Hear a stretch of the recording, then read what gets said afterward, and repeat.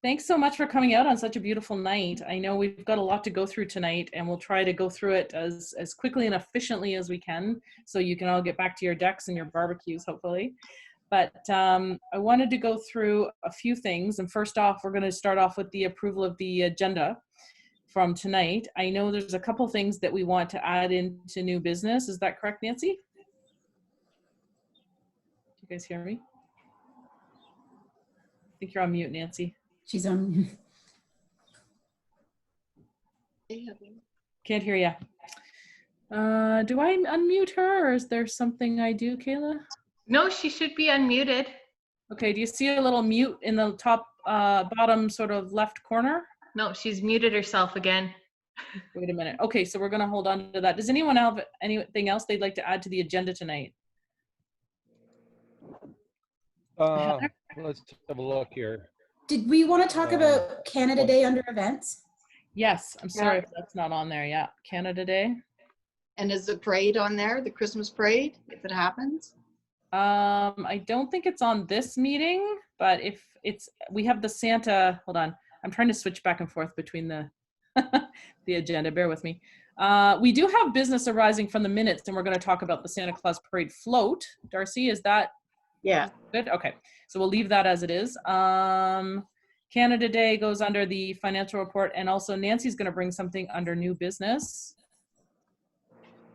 Right? All right. Yeah. And I was talking to, sorry to interrupt. I was talking to Tom Patterson, and we discussed a couple things that he wanted brought up, or that we thought should be brought up, but they may be covered under, you know, your regular agenda anyway, Lori. So I think if you don't mind, I'll just wait till we get near the end. If there's something that hasn't been covered, then maybe I'll bring it up at that point. It's just basically information okay. Stuff. So under new business, we're going to put, I'm going to call it for Nancy, I think we're going to call it proposed bylaw for retailers, something like that. And once she gets her audio on, she'll be able to present better. Okay, so that's the changes to the agenda. So if then we can all agree to be it resolved that the Creemore BIA Management Board hereby approves the agenda dated June 9th as presented with the following amendments, adding July 1st. We're adding a proposal of a new bylaw for the Mill Street in Creemore that Nancy Johnston is presenting. And I think that's all the changes. So everybody in favor? All in? Aye. Yeah, anybody opposed to the changes on the agenda? Okay, so we're gonna go with motion carried. I think I see everyone nodding their heads. Okay, is there any disclosure of pecuniary interest or nature thereof? Do we have anyone? Put up your hand if you so have that. Or Dan, you would just have to speak out if that's the case. Nope, okay. Sorry, I'm switching back and forth. So let's go to the approval of the minutes. Now, Kayla sent out the minutes for us from the last meeting. So if we can start a resolution there to be it resolved that the BIA hereby approves the management minutes dated from May 12th, 2020. Do we have someone that wants to put forward that motion? The approval of the minutes, who read them? I didn't read all of them, sorry. Okay, Darcy, did you read the minutes? I didn't, sorry. She wasn't at the meeting either. Oh, okay. No, I wasn't. I read them. Can I put that forward? No. I'll put it forward. I read them. Doug can put it forward. I need a seconder. Doug Measures. Okay. All in favor? Everybody? Yeah. Okay. Yeah. Okay. So that motion's carried for the minutes. Thank you. And then, so now we're going to go on to the fun stuff. So here we go. Business arising from the minutes. Now, this is something that I keep on the minutes. I hope you guys don't mind. I know it's a bit of a broken record here, but we're going to talk once more again about the Santa Claus Parade float. So Darcy's got some, I think, some new information here. Sorry, I didn't get a chance to get back to you yesterday, Darcy, but I'm hoping maybe now you could share your information with us about the float. Well, I found a trailer that a guy named Chris lives on, and it's impeccably done. It's repainted. It looks like brand new. It's $3,000, and if we're using it for the parade, he'll sell it for $2,650. So we just need to know, are we going to purchase a trailer? Because the last time we talked about it, if I'm correct, I remember us saying we're going to try and purchase one and then find a place to store it. And I think it would be a good idea. Closing my window, it's really loud. Here's the update from the last meeting. The situation is that we don't have anywhere to store the float. But So what at if I this could find a place to store it? Okay.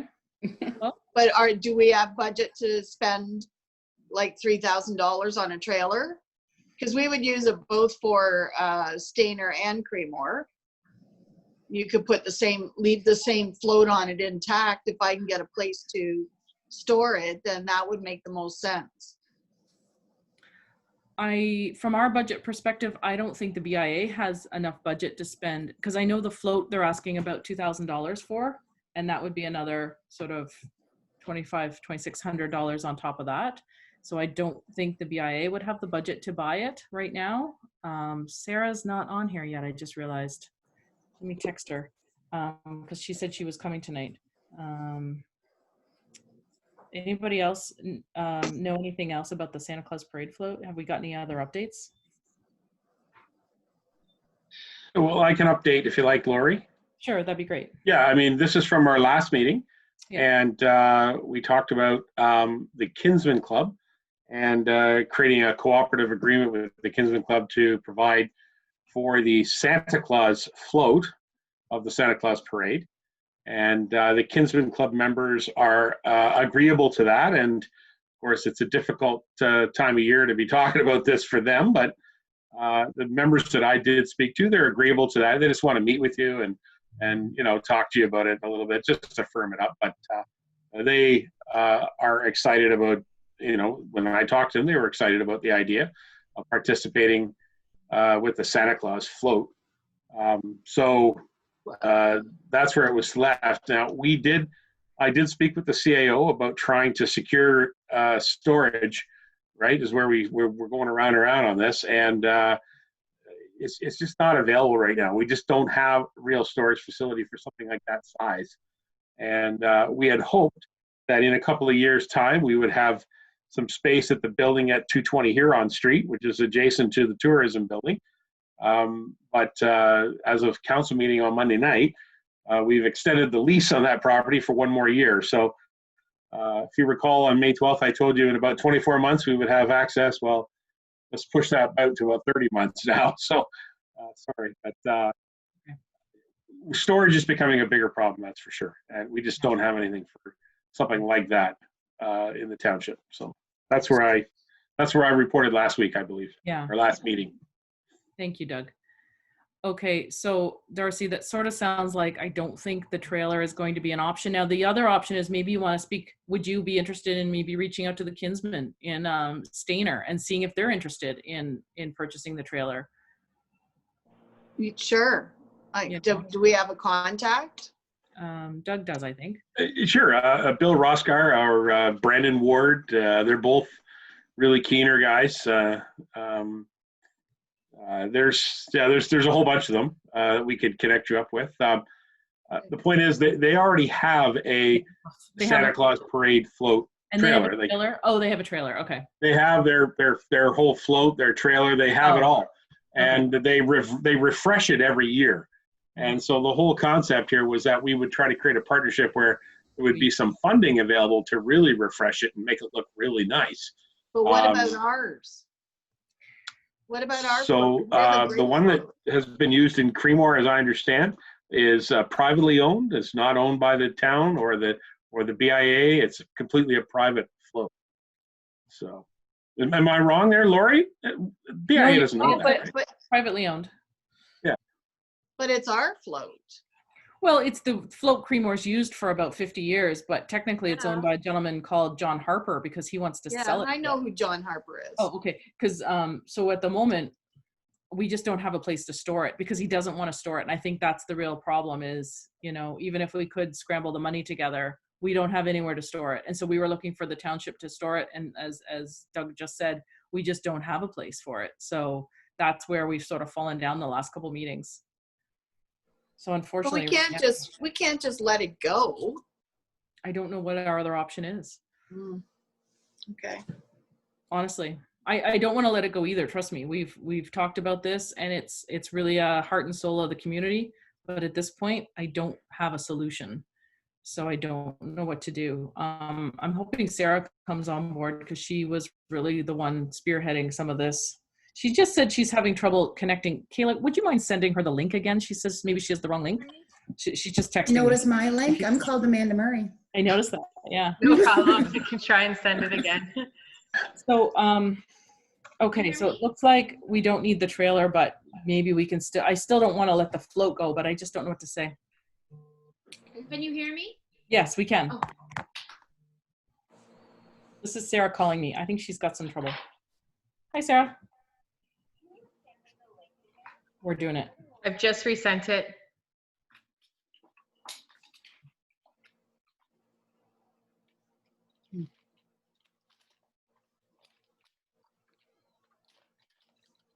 Okay, sorry. It was just Sarah saying she's having trouble getting in. So she's been trying, but she's somehow blocked out. So she'll try again. Okay, so Santa Claus Parade float. We've got the Kinsman. And unless we can come up with storage, right now we're still sitting on, not sure what to do Okay, about well, it. I'm going to try and find storage. Okay, that would be really helpful if you have some contacts you can find out about. Okay, so we'll leave it on the agenda for the next meeting then, if that's okay, Darcy. And Yep. if you have a month to sort of call a couple people, But if I find storage, do we still not need a trailer? we're gonna need a trailer. We just don't have the money for it in the BIA. Does anyone else? I don't know about the township, but Can I just clarify, Lori, this whole proposal was that Mr. Harper had the trailer and float as one package, right? No. I don't No. think so. I think it's just the float. Hi, Sarah. I see you just joined in. The trailer so- wasn't John Harper's. Right, and it was sold apparently last year. Yeah. So the float is basically sitting on top of this trailer. It used I to be. see. Right, okay. Sarah, you're just joining us. We're just having a discussion about the Santa Claus Parade float. It's been on the books for the last couple of meetings that we kind of keep going around, like Doug says, we go around in circles trying to find a solution for it. And Darcy came to us tonight. She has a lead on a trailer that we could possibly buy for the float. But that sort of gives us the idea that we have to store the trailer somewhere, we have to store the float somewhere. And right now with the township and the BIA, we have no storage. So, and the other thing is, I don't know if we have the money for it, quite honestly, not for the trailer and the float. So the other option is we use the Kinsman's float and we do a partnership with them somehow and perhaps give them some money for it. Sarah, do you want to weigh in on this? I know this is sort of something you started. Are you there? Are you muted? Sarah, we don't hear you. She's having some issues tonight, I guess. Just texting her to tell her we can't hear her. Okay. Lori, Lori, Yeah. I think Amanda one wants to. well, Okay. Amanda one. Hi, the real Amanda Murray, please stand up. Okay. I apologize, and I don't mean to comment, but is there any, have you guys explored the option of just renting a trailer and then storing the float materials separately?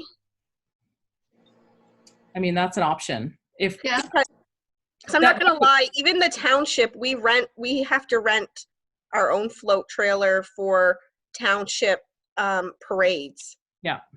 So, it's a much more viable option. and then it doesn't become an asset. You don't need to have it yellow stickered. Seems No like one an has easy to worry. solution to me.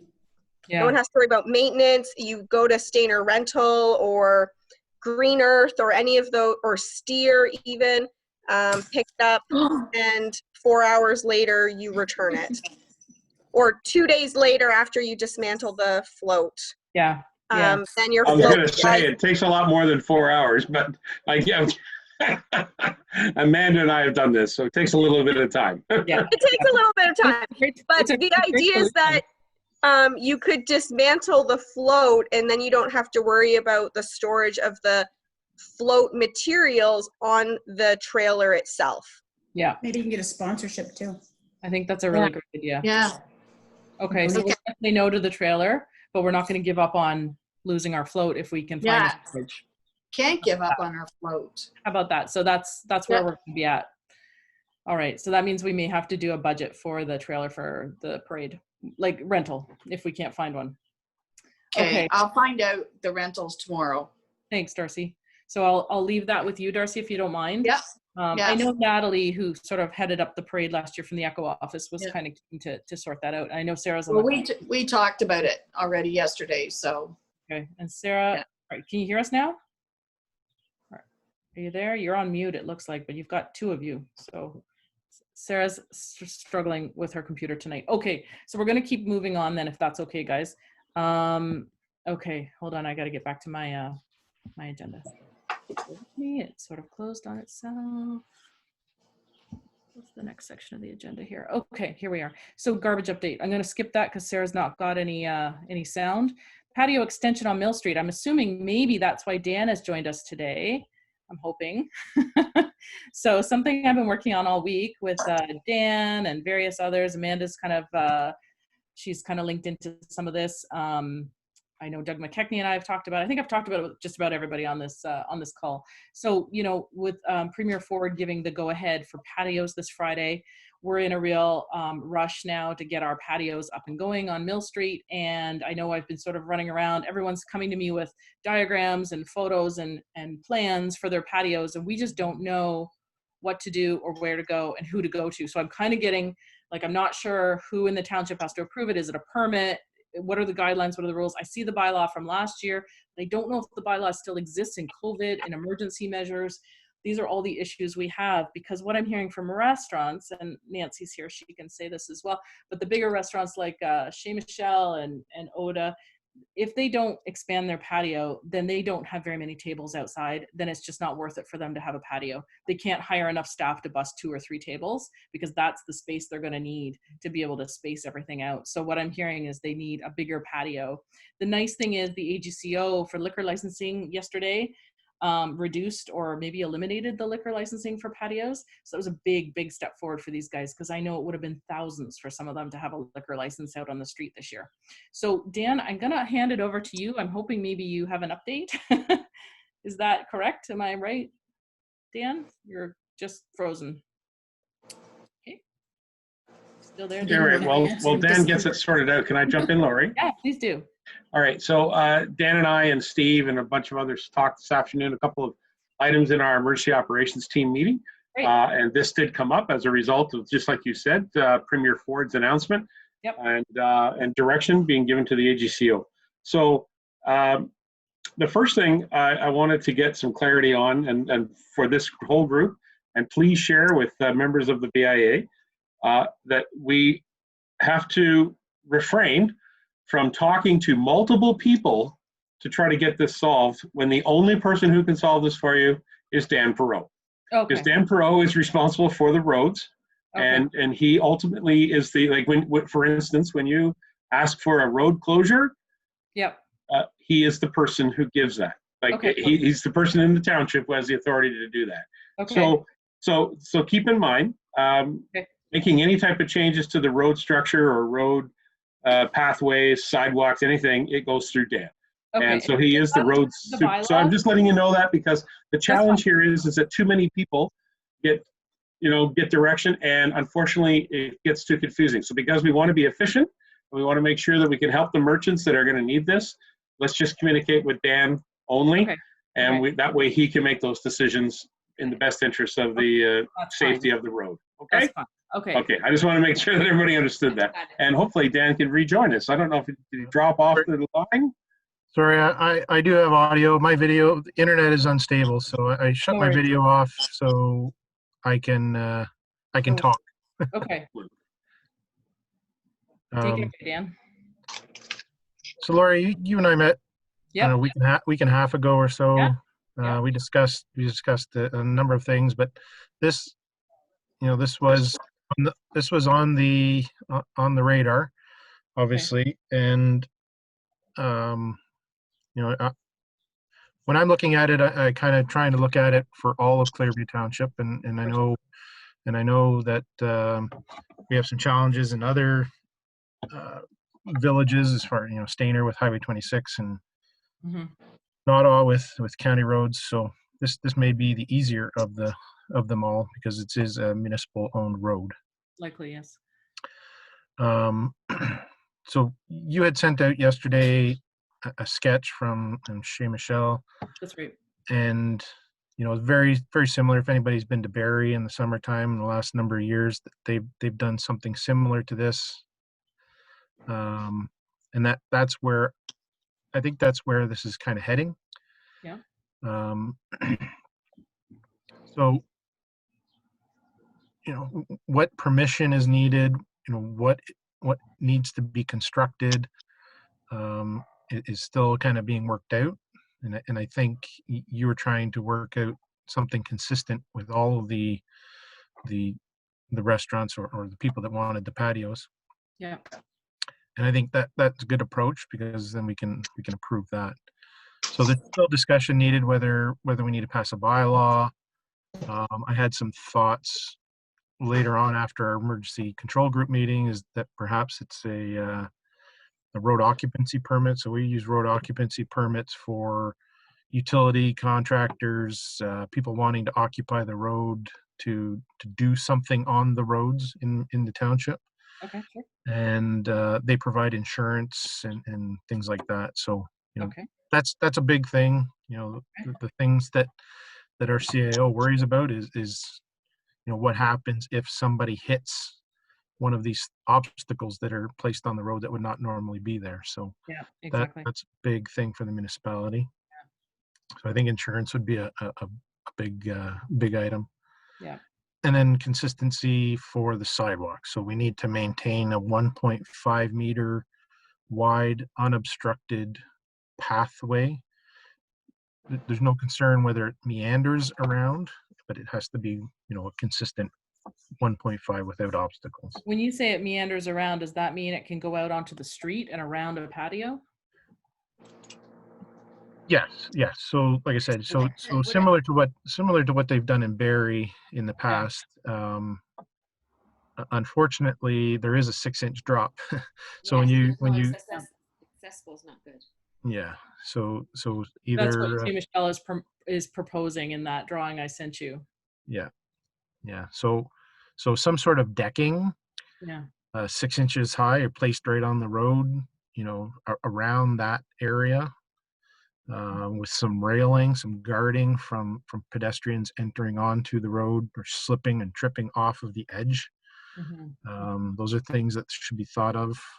Reflective strips or reflective things that are put on to the structure so that it's not hit at night. It is illuminated road, so that's not so much of a concern, but something that reflective that would deter people from hitting it. Staying away from fire hydrants, accessible parking stalls, Right. things like that would have to be mindful of as well.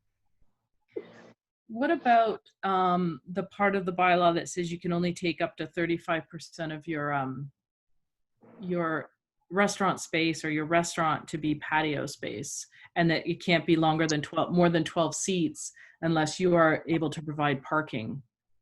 How do we deal with that? Yeah, that was touched on briefly. I think those numbers, and I'd have to check with Mara. Mara's probably better to speak with, our planner. But because the restaurant inside is not going to be occupied, right, then the exterior would be the occupancy, I guess, and that's probably a way around that. For the time being. And here's the situation. I've got every single restaurant coming to me yesterday and today. They're panicking, right? Panicking. They need to get their patios up. The other thing is, like Shea Michelle wants to invest in their patio. It's significant. It's thousands of dollars. So you can understand why she's coming to us saying, I don't want the municipality coming back to me and saying, oh, well, this isn't allowed. And you're not, you know, after she's just invested thousands, and Quince is going to do the same. He's going to invest thousands. So they just want to know what the guidelines are, what the rules are, and what the process is. So if you can put this in writing for us, like ASAP, and just, you tell us, like if it 6 inches, fine, decking, fine, sidewalks, whatever, just put this all to us and we'll follow your rules. Everybody's panicking. And like I had another restaurant today, she didn't know how many tables to buy because she didn't know if she could have more than 12 seats according to the bylaw, you know? So this is where I'm at. This is where my frustration goes, is I just need a set of rules. I need to know if the bylaw if you're still enforcing your bylaw, which is fine if you are, but they need to know. And if you're not, if there's some sort of emergency measures provision that we can go around the bylaw, like you said, if we have more than 12 seats, we don't have to provide parking because Pizza Perfect doesn't have parking, you know. So literally I've spoken to pretty much every restaurant on the street about this, and there's a lot of concern. So and we had that discussion, and I used the example as you know, Dairy Queen and Mr. Sub and Tim Hortons in the same plaza in Stayner. Mm-hmm. You know, they wanted to create patios within those parking areas. I think sure. Barry has just done that, or passed a bylaw, I think, to allow that. Yeah. Again, the proposal is that the occupancy inside is not, there's going to be no occupancy inside. So the parking numbers and the occupancy of the entire site is kind of out the window. I don't think we'd meet the occupancy requirements or needs. Well, what about in 2 weeks when Premier Ford comes out and says, okay, now you can open half of your restaurant, you can have 40% of your tables or something? Like, this could realistically happen, and then they're going to be scrambling again, and then will their occupancy bylaws still stand once they open their restaurants? Yeah, so it's been a discussion at the it's been a discussion at the township, and you know, I had a discussion with Scott McLeod as well today on occupancy, and okay. if it does say, you know, let's say for example your occupancy is 40, that's your occupancy for your establishment, and Premier Ford says that you can have 50% of your occupancy. Sure. So you're at 50% of your occupancy is inside, and the remainder could be outside. Well, I don't know if you're going to be up in the space available. I don't think you get 20 people, perhaps, you know, depending on your space. But you know, theoretically, 20 could be inside and 20 could be outside. And that's your occupancy, or if you're allowed 12 over. 20 inside. Yeah. Okay. So continue. Sorry. Okay. What I need from the township is I really need this to be just very crystal clear. That's what I'm looking at from you guys. And I appreciate that you're all really busy, but I apologize. Yep, we can hear you. We just really need things to be crystal clear. Tomorrow's Wednesday. These guys are thinking of opening on Friday. It's critical to their livelihoods and their businesses. So I just want to help them as much as I can. And I'm actually really trying to help the township, or else you're going to have 6 different restaurants in Creemore coming to you in the next 2 days, asking all the same questions I'm asking. So if you put a process together, if you put some guidelines, even a 1-pager, and we can circulate it all around and say, here's the new rules, great. At least we know where we stand, because you can imagine putting a $5,000 investment into a deck and then it turns around, it's not right. It's pretty serious. Here's the other thing too, is like, how long do you think that are you going to be able to move quickly on this guidelines? Because in 2 weeks time, they can go to 50%. And in 6 weeks time, actually, we can go to back to normal. We don't know, like, how long are we going to be able to do this? I mean, that's a huge investment for the restaurants that are already struggling already. Like, so maybe it's a timeline thing too. Yeah. Well, if emergency stuff is all lifted, can we still be in the streets? That's exactly the question. Yeah. So if it's determined that we need a bylaw, you know, then we're looking at having to go to council. Yeah. Next council meeting, I don't think is until the 23rd or something. Yeah. Sheila, did you have a question? No, Pam had asked me to ask you guys to consider maybe passing a resolution requesting consideration for the patios to be extended into those parking spaces. I know that sounds like a very blanketed statement, but I think that this is something that she's looking forward or like looking to maybe extend past those regular, like to keep it for the season or what have you. I'm not entirely sure, but that's the request that I was given. Okay. And I think it goes down to the issue with the ongoing issue, I guess, from, you know, I don't have a lot of history, but with the parking availability in downtown Creemore. Yeah. You know, so we want something, I think what Pam was suggesting and what we talked about was that we want something from the BIA acknowledging that parking stalls are going to be taken up for these patios. Okay. There was also another request that I heard that in front of the cafe, that they want bike stalls, bike racks, Mm-hmm. you know, placed, and that become a semi-permanent area for bike parking. So again, that takes up more vehicle parking, right? So I think it's like she's got one space that's she's basically got her rack in front of. So either she's gonna have to move the rack to another in front of someone else's store to incorporate a patio onto the street, or one of the two have got to go. Maybe. I don't think she wants a patio, from what I understand. Okay. She just wants the bike racks. Well, Unless it's changed in the last day or so. So Lori, I'll put together sort of a bullet point listing. I'll work on that. I'll circulate it to senior management and see if everybody's comfortable with that, or if, you know, building department and the bylaw, CAO, you know, what they would like to see from us. Yeah. Okay. and just have bullet points, and then you know, if everybody's in agreement, then you could send it on to you and the BIA, because you know, you would have, it's essentially, it's going to be the user or the restaurants that would have to agree to construct these things, or to put these things in place to in order to, you know, either obtain a permit or to get council approval, or you know, whatever, however that happens. Doug McKechnie, did you have a question or comment? Yeah, I suppose my question is for Dan.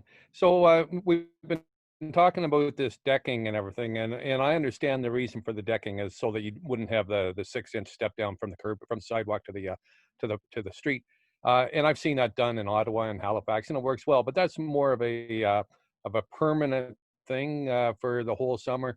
In order to get the Creemore restaurants going, you know, to get them to be able to expand out into the parking places, is it definitely a requirement that they do have to have decking so that it would be level with the sidewalk? Do they definitely need the decking, or can they get away without it? Well, on festivals, we put our tents right on the street and have the chairs and the tables right on the street, and we've never had a problem with it. But my concern is that if you do have, my concern was if you take off the sidewalk, and to have people, the accessibility that people have to go into the street to get around it. As long as they've got accessible, it's fine. It'd be from the accessibility standpoint that, you know, if there's 5 or 6 restaurants or cafes that need these patios, that, you know, you have to go around each one. There'd be steps down from the curb down. You know, and not to mention, we're not all open all the time too. Like, so then they've got to remove it. There's a bunch of, it'd be better, I think personally, if we just got to use the space in front, and without building decks for everybody, because it's a huge expense. We don't know how long we're going to be able to do it, and I don't know. Well, I think the restaurants that I've spoken to, Nancy, they want, if they are going to build a deck and invest in a deck, they want to use it every summer. So is this something that we can see going forward? Okay.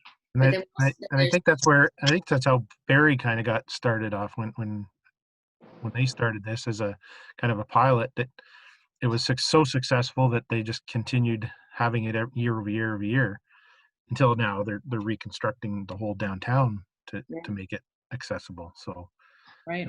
As a restaurant on Main Street, I would love that. That'd be amazing. But at the same time, it scares the daylights out of me for liability. Yeah.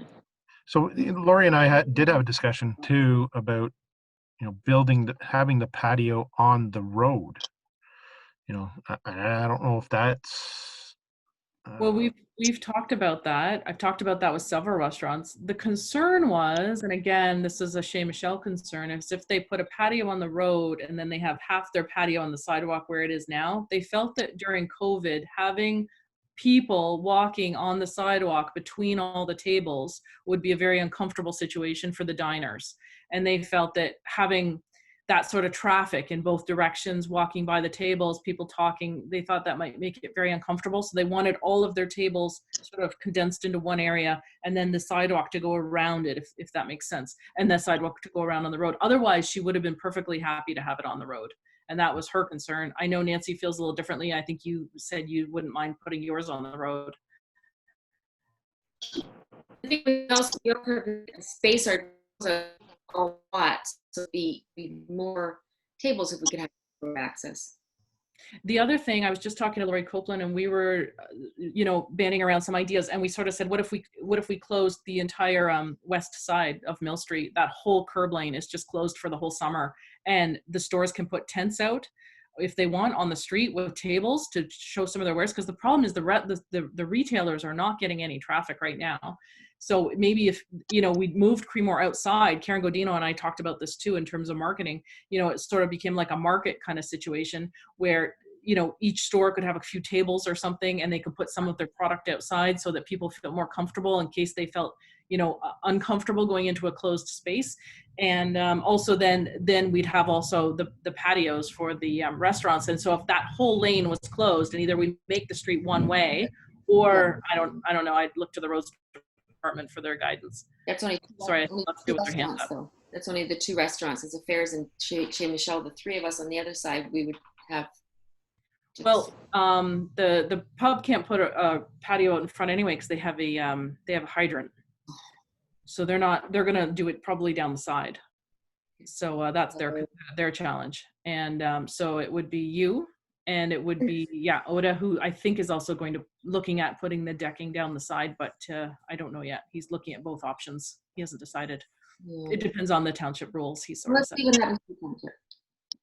So, Dan? What are your thoughts on if we close the whole curbside lane all the way down the whole street?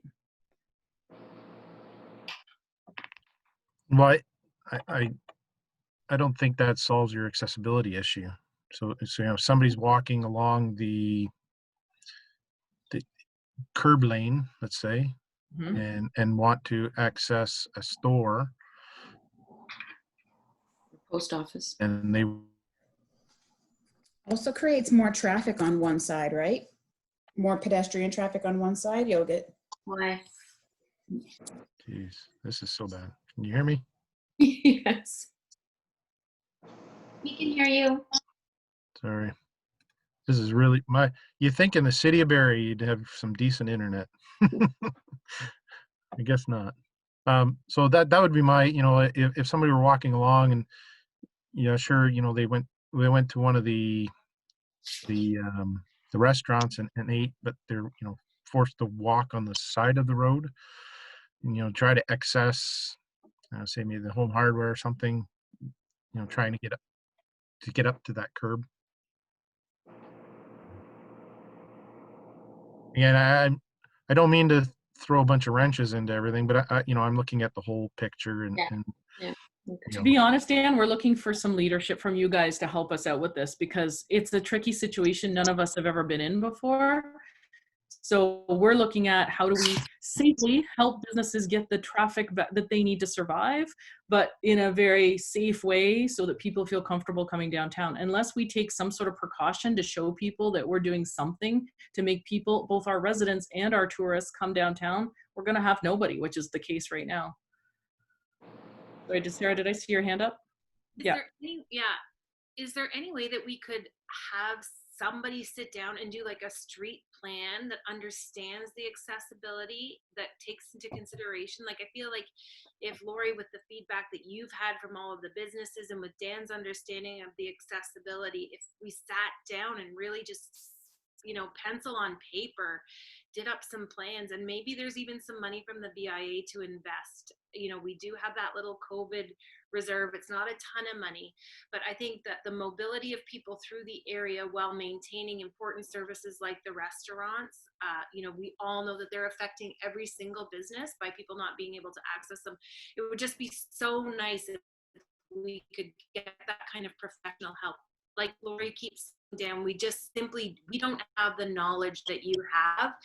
So, you know, with an hour or two of just like sitting and hashing and looking at the street plan, maybe we could come up with something and even budget it out, get it worked on really fast. We have to move fast here because it is going to change again. So, and maybe we do have it so that it is over the summer. So we have that flexibility, because it could open wide up and then it could shut down again. So we're going to have to be ready for anything. I think the sketch that you sent Lori yesterday from Chez Michel is probably 90% there. Like I would say that what they had there was you know, was on point. You know, probably needs a bit of tweaking, and maybe perhaps I can do that. I can make some jot notes on it, along with the notes that I would provide as a point form what we're looking for. Okay. And that maybe become a standard. You know, and the dimensions may change, but the concept itself, as far as the walk around, the patio area, you know, it's going to change in size, very, you know, obviously depending on the size of the property, the restaurant So facing. So I hear from you is that you would like each restaurant to come up with their own drawing, because I've got some handwritten drawings. Like, everyone's kind of giving me drawings at different levels. The Chez Michel one happened to be the most professional because it was all digital, but I've got a lot of hand drawings too here. Yeah, no. What I'm saying is that's the concept. So the concept is that the patio is on the sidewalk area. They've kind of built that bump out around it, and that, you know, that becomes a standard to use, and only the size would matter, again, depending on their store frontage. So, you know, you wouldn't go past your frontage of your store. You would have to stay within those limits of the front projection of the front of the store. But, you know, I think if I had to say, it's like 90% there. Okay. So if we bring an amalgamated drawing of the downtown with the consideration for each of the restaurants with like these drafts for each thing, could we get it approved as sort of like a summer operations plan or something, so that we just have it and then they have the assurance that they can go ahead, make plans, make investments and move forward? Or what would the process be once you have all these drawings? Well, that's the bigger of the question is, how are we going to do these approvals? So is it going to be just my approval as far as some sort of permitting process with insurance and things from each of these establishments? You know, that may be, but, you know, I have to check with Steve on the legal side of that. You know, again, I said, you know, we do have road occupancy permits, or that we allow people to do things on the roadway, provided they have insurance. You know, utility companies like Rogers and Bell, they have to get a road occupancy to install their cable. So perhaps that's a way to proceed with it on the very short term, and then maybe we work on something for future summers. And I know that's maybe not the assurance that the businesses want, but, you know, to do something in the very short term, you know, that may be an opportunity. Okay. I'd like to jump in if I could. Yeah, I see. Yep, I see your hand. Okay, thank you. Dan is exactly right, and I appreciate when several of you have mentioned the expedientness of this. We need to do this right away. So the fastest way to do this right away is to do this through the authority of the road superintendent, which is Dan Burrow. What Dan can do is he can, through the tools that are available to him, issue the road occupancy permits. He can issue closures. He can approve a site safety plan as far as traffic safety, with whatever signage or reflective devices need to be put on it. He could approve all that himself right now. It's just a matter of he has to know what he needs to do legally. And I know he would do that. The point is that what we could do is once we get there, then allow the staff to create an overall policy, and then you can get council to hear a report from staff, which will then support the staff's actions in a bylaw. And so to me, you got to if you want to get going on this right away, you're going to have to work with Dan directly on each individual location, and then you can create an overall plan from that to meet what Sarah you were suggesting is a summer operations plan, which would then be something that council would have to approve. So each restaurant on our main street should actually come up with a plan based on the size of their building and how much square footage. Because keep in mind, we also have to have the 3 meters apart from everybody as well. Right. We should come up. That's part of your health unit requirements, right? So you're going to have to do that anyway. Yeah. So have a drawing and then submit it to Dan and see what happens. Well, no, Dan, is that helpful? Is that what you're looking for? Well, no. What I was more suggesting, not that everybody doesn't have to go through that expense or effort to do that drawing, is that if Shea Michelle or whoever drew that drawing or produced that drawing, I'll make some notes on it tomorrow. And if they revise that and it becomes a standard. So we don't have so when I say a standard is, we don't have a specification for each and every road. We have what we call a standard. So, a developer was to build a road, they are to build it to this standard, regardless of the width and the length and location. So what I'm suggesting is that the basic concept is that we want a deck that matches the curb line. It's 6 inches off the ground. It's 1.5 meters wide. It can only protrude out from the curb for a certain width. So those types of things. So regardless of the width. So Dan, what you're saying is you draft these guidelines, and then anybody who meets the guidelines could then receive that road occupancy permit? That's my view. Yeah. Yeah, that would be quick.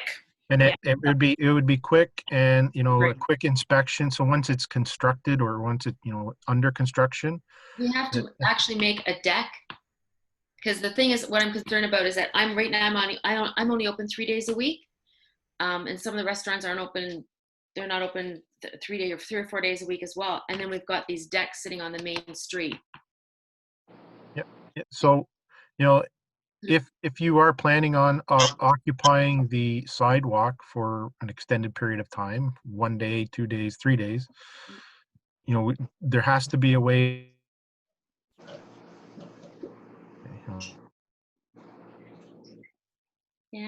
Dan, I think we lost you. Maybe it's your internet. Can you just, all I heard was there has to be a way.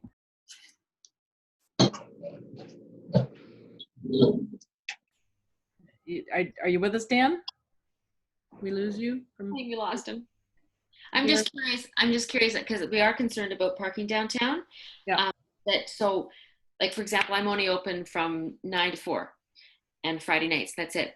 I wouldn't want to take up spaces because that's 2 cars that can park in front of my business when I'm not open or not using the thing. That's 2 car spaces. We're already so short on car spaces. Like, people coming in, like, we're taking a lot of parking spaces away already. So maybe if we can get it, we can have a choice. Maybe if Shea Michelle wants to make a permanent deck, or because I personally don't want to make a permanent deck. I think we have to uphold the principles of accessibility, ensuring safety on the sidewalk. I mean, I know it's not ideal to have to make that deck, but if you want to use that space, we should be prepared. I think it's more of a liability and in terms of having a deck, because people are going to move their chairs and fall off. That's my concern with the deck. But Dan's back. Sorry, I switched to my phone. It's maybe more reliable. Okay, great. Thanks. So Dan, you've gone to San Francisco on us there. yes, I did. Yeah. I moved. So So the decking that becomes the sidewalk would have to have some sort of railing system on it. Your patrons would not sit on the decking. They would sit on the cobblestone walkway. The sidewalk, the existing sidewalk that is there now, would essentially become your patio. Okay. And that all we would need is some sort of a boardwalk or walkway around the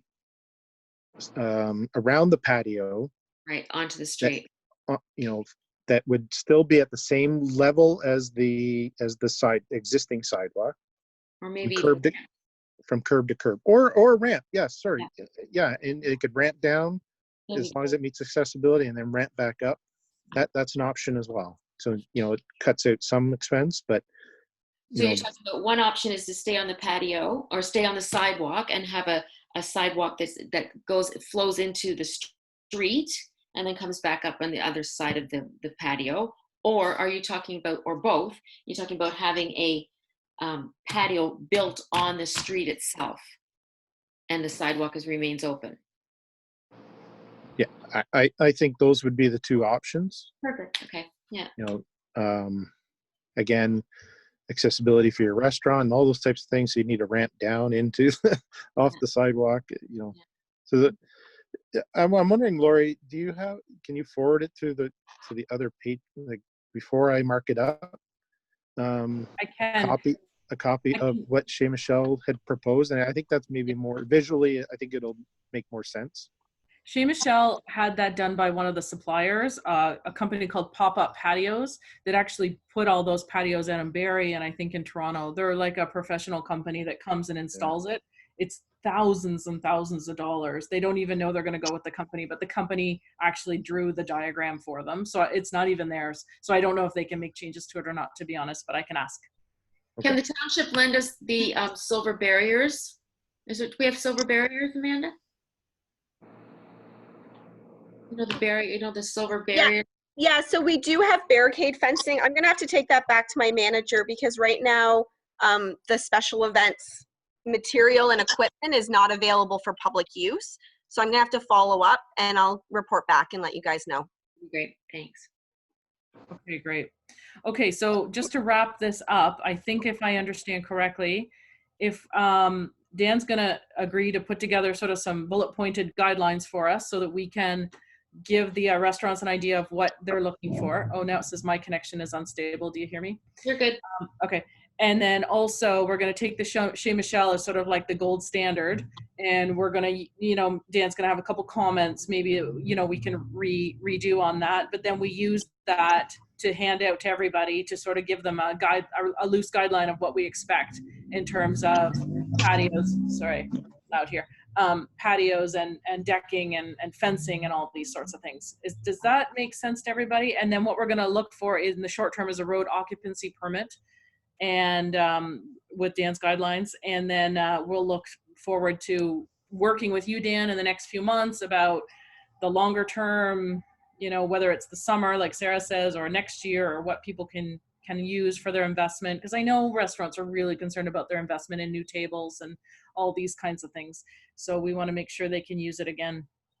Now, in terms of the resolution that Pam has requested that we make right now, Kayla, did you have some wording, or is Kayla still here? Yeah, Yes. I'm here. Okay, sorry. Because people keep coming on and off, I don't know about you guys, but it's like a Rubik's Cube, everybody moves. So what we could do now is make a resolution about the parking spaces that was the main gist of the resolution that we're going to have to make now? Yeah, so the basis that I have, and you can feel free to change it, absolutely. Motion to recommend consideration of patio extensions into parking spaces. Okay, can we just use that? Is everybody comfortable with that as the wording? I am. Okay, I don't see anybody shaking their head. So, okay, so let's go forward. Who would like to put that resolution forward? Doug McKechnie is going to put it forward. Do we have a seconder? Nancy, thank you. And all in favor? I see some hands. Darcy. Everybody. I'm here. Okay, thanks. Okay, so the motion's carried that we're gonna extend the patios. Thanks so much, Dan. I really appreciate your time. I know that it's hard for you to connect tonight, so I do really appreciate it. If you you have any more comments, feel free. But if you want to drop off now, I assume this is what you were here for. But if you have other comments, you're welcome to go unless you want to join us for the rest of our meeting. Well, that's great. And like the mayor said, anybody has questions, just direct them to me. I think you have my information. I can give my cell number if everybody wants to jot it down. Pass that along too, because we are working from home and in the office as well. So my cell phone number is 705-441-4106. Great. Thank you for working so quickly on this, because thank you for understanding the urgency. It really affects all our businesses. So thank you. We do appreciate it. I'll work diligently on that tomorrow, and should have something, probably at the end of the day tomorrow, to be able to get out and review from the BIA's standpoint. Thanks so much. Okay. Okay, thank you. Good evening. We'll say goodnight, Dan. Bye now. Okay, guys. Bear with me now. I have to keep switching screens. Where are we on the agenda?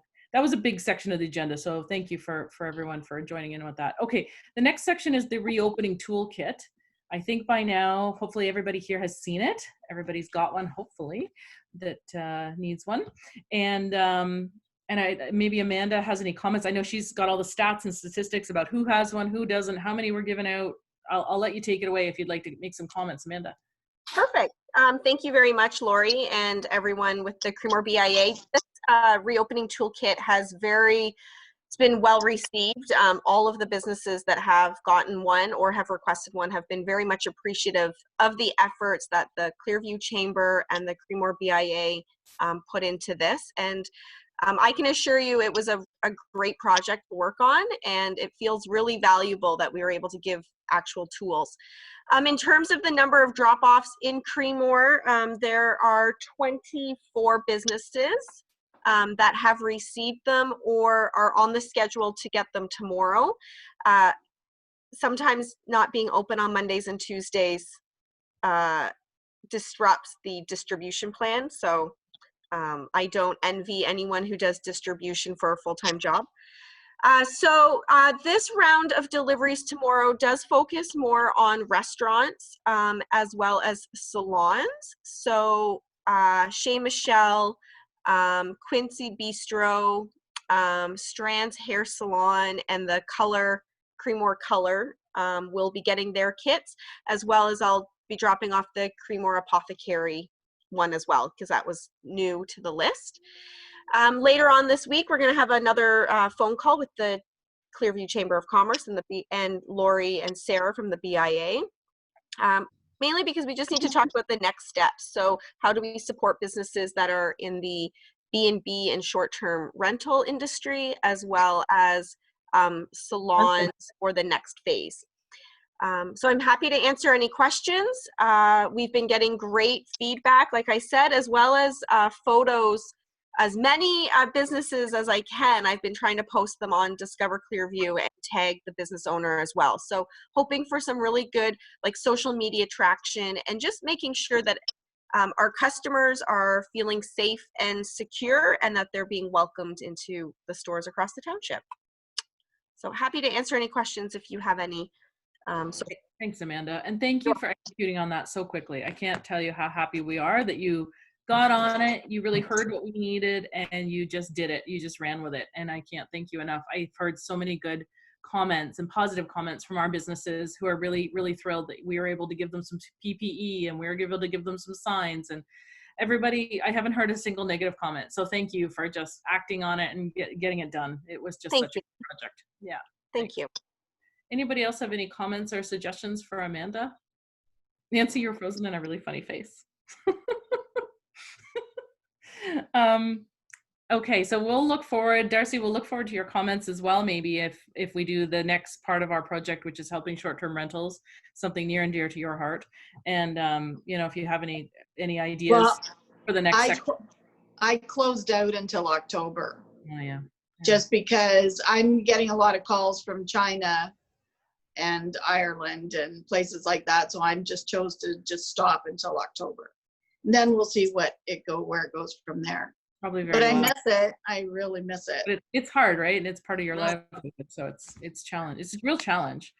So It we'll is. look forward to meeting with you this week, Sarah and I, and the other crew. And if anybody has any suggestions or ideas between now and when is our meeting on Thursday? I'm sorry, I don't have my Yeah, calendar. yes, it's on Thursday at 1, so I'm happy to take any comments. Yeah, if anybody I has also any- have to say the Creemore business community group has been also a great way to communicate. I've been able to post, so thank you for allowing me to do Yeah. so. Yeah. And then being able to get those personal messages or like direct text to my cell phone since I'm working from home. That's really been the way that I've been able to keep track of everybody. So That's great. yeah. And Love it. everyone's using them. It's so exciting to see it. I think everybody's using them. I've seen Yeah. them on circles all the way in the street. I've seen them in people's stores. Yeah. I think everybody's really thrilled. Great. Like, it's just fantastic. I know I'm using them. So, and yeah, Perfect. wonderful. Okay. So round 2, here we go. Round 2, next up. Okay. Thanks so much, Amanda. Thanks for You're joining us welcome. tonight. Thanks.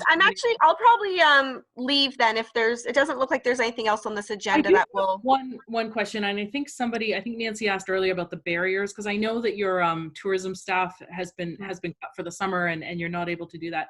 What about the tents? That was my other question, and it's going to come up later when we talk about, maybe some of the retailers would like tents to put outside their stores on weekends to help promote outdoor shopping, kind of a market kind of idea.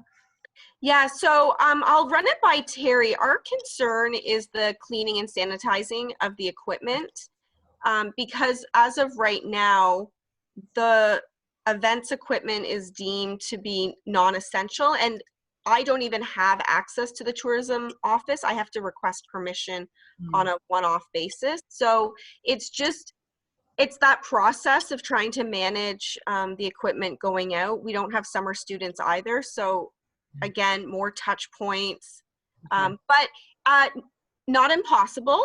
So let's put our thinking cap on, and I'll talk to Terry and see what kind of solutions we have. Okay, We can also get quotes from some good suppliers to see if anybody wants to purchase, because they'll be. I think it'll be better to purchase because you're more liable for like wind and any kind of weather, and tents are horrible to are pain to work with, and they're somebody else's.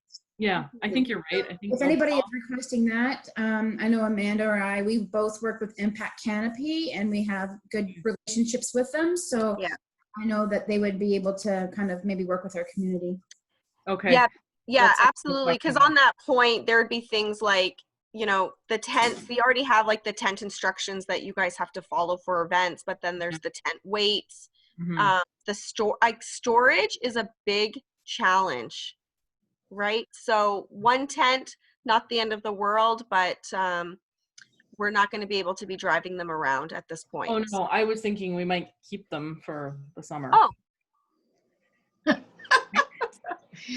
I was thinking like, I haven't floated it out to all of you guys yet, but I've been talking to several people That went over like a lead balloon. About whether we whether we just, the stores that want them, that want to move their stuff to the sidewalk, they are able to. Oh, Nancy's stuck out. She can't get back in. Get her face. Oh. Yeah, she's just sent me a text message. No, I was just thinking, could the stores, it's just this idea of trying to get some more traffic and browsing outside. I don't know. I haven't gone through all the stores yet to see if the stores are all on board. I know there's some real challenges there, so it's may not even be something the stores want to do. But I was just thinking it might help augment the street. Yeah. So I definitely can see a lot of benefits. I think obviously from a tourism perspective and from a consistency perspective, it would be great. I'm just concerned that is at a decision level that is beyond my capabilities right now on this meeting. So let me just take. Option is we use maybe some of our COVID money and buy some tents. That some of us have talked about that offside. So yeah. I mean, and I think Heather and you had a good suggestion, because if they are ours, then at least we can use them for every event going forward. Mhm. So, something to think about. I just thought I'd ask you about the tents. I figured the answer would be probably no. So I wasn't, Yeah. I know you've got some restrictions there, and there's no way we could sanitize them every time we use them and stuff. So, Well, then each business is responsible for even the sanitizing and don't have to hand it back to the town or whatnot. Mhm. yeah. Other than the expense, it would be probably the easiest solution. Oh, Nancy's back. Okay. Well, Yeah. that's all I had for you, Amanda. Anybody else have a question for Amanda before she goes? No? Okay. Okay. Yes. Have a Thanks. great No day. problem. Thanks, everyone. Have a Bye, good day. Amanda. Okay, bye. Good to see some friendly faces. All righty. All right, guys. Okay, street decor. That's our next item on the agenda. Nancy, you just came right back in at the appropriate moment. Thank God. Lost a few people. I don't Everybody, know if I've offended people. Doug Measures is gone. Who else? no, it froze. And then it It froze. It was kind of a funny face, you have to admit. I won't do it, but it was a funny face. It was like an emoji. okay, so street decor Yes, is take it away. very exciting. The spring flowers, they never really, well, the pansies came out, but the actual tulips, they never came. I don't know what happened. I'm not a horticulturist, so I couldn't tell you. But we've got thank God for the township, because they bought us 40 absolutely gorgeous self-watering containers. We still have to water them, but they won't be dry because there's a 40-gallon reservoir. They're up at Green Tree. They've given us a great price. They're beautiful. They're a statement piece. Lori, we were talking about making a statement on the street instead of just having these little piddly, planters that fall apart after 2 years. We really wanted to say, this is Creemore, welcome to Creemore, and have big, huge flowers and really make a difference. And I think these will really pop, that's for sure. Green Tree has planted them. They're going to be the flowing ones. What was the spill, thrill, and something else? Spill and fill, yeah. So she's got the hanging vine. She's got the nice big bright flowers. Anyways, we should be picking them up because they've had a hell of a time because of the COVID. The plantings were all put off. Some of the greenhouses that they would draw from before didn't get a chance to plant anything. So everyone's scrambling. So I'm looking at getting in the first week in July, but pansies that we have on the street now will last till then. And and then the other thing we have is that I went up to the township yesterday I went to the township and I was to look at the bikes. So we have 16 bikes. Amanda and I counted the 16 bikes. I pulled out like 3 randomly and drove them around, and they're fine. They looked like they were brand new. Well, Still want to. 8 of them were brand new last year. You want to, which is great. So what we're saying is that Amanda will meet us up there, and if you want to get bikes next Tuesday between 1 and 3. So all you have to do is go to the yard. Tell how many. Where's the yard? It's at 220 Huron Street. You know where that where the market is on the Thursday night? Oh yeah. Yeah. It's right there. It's the tourism office. Yeah, but I would definitely get a hold of Amanda, shoot her an email, tell her how many you want, and I will put together a little package. Now, what we do have to figure out is how much are we charging people, because I know $50. What's that? What did you say? I said $50. You have to declare a pecuniary interest on this one, Darcy. You have to declare a pecuniary interest right now. You may have to. They're beautiful bikes. We paid what, $160 or $70 for them each one? They were about $200, and then the additional costs for the baskets and everything. So I mean, they were a real expense. But. Okay, so here's the thing: do we want to let them go for $100 each, which includes both the baskets? Yeah. Yes. Is everybody good with that? Yeah. You think people are going to spend that? $100. Oh yeah. Too much? I think so. They don't even have They're great little gear. bikes. I drove them around. They're great bikes. I wanted to get one. I've got one in the back of my car now. I'll have it sitting outside the cafe. I think $100 is a lot for a used bike, but go. Thanks, Heather. 75. Do I hear 75? Yes, we'll take them. Yeah. Well,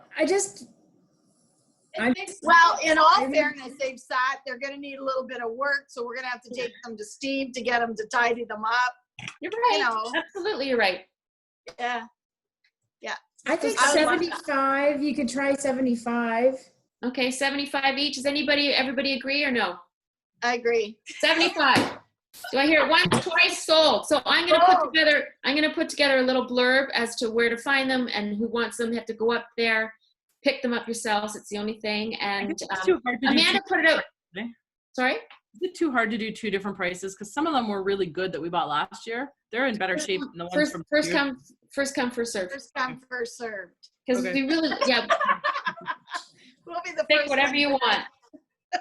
But they really, in all seriousness, we just grabbed it like randomly. We grabbed like 2 or 3 of them, and they were fine. I mean, some they need their tires pumped up, but Well, they they'll look like need they're their tires pumped up and the chains oiled and Yeah, stuff. For Where sure. did you? that's the spirit, Darcy. That's Like the to hear spirit. Sarah, yeah. So sorry, and so you and Amanda are going to be up there managing the sales, and just get cash or check payable to Creemore Yeah, BIA. yeah. If you need a receipt book, just come and grab it, and then you can just make out a receipt so that I understand every transaction, and then give me the money, and then I can deposit that. That's Done. fantastic. Thank That's wonderful. Yeah. Perfect. Okay. How are we going to communicate it? What's And the? are you gonna? I don't know. Do you want to put a MailChimp out? I can do Well, that. now there's I only can put all the, 14. I'll put all the, Laura, I'll put all the information in an email, and then I don't know how to do the MailChimp, so. I can do that. Okay. Is everybody okay that I just put a MailChimp out to members? That's not to the But there- public, it's just to members. Yeah, Yeah. and And then the when we have extra, and if there's leftovers, because there's only 16, so. you No, know, there's 14 now. There's 14 now, and I have one, so there's actually only 13. 13. And I know Tim wanted 2, and I know the 100 Mile, I'm gonna have to reach out to her and see how many she wanted. So they'll why are we both putting out everyone an email when we know that they're gonna go to people? Or Well, I think They're we all have gonna to be give gone. everybody a chance. Yeah.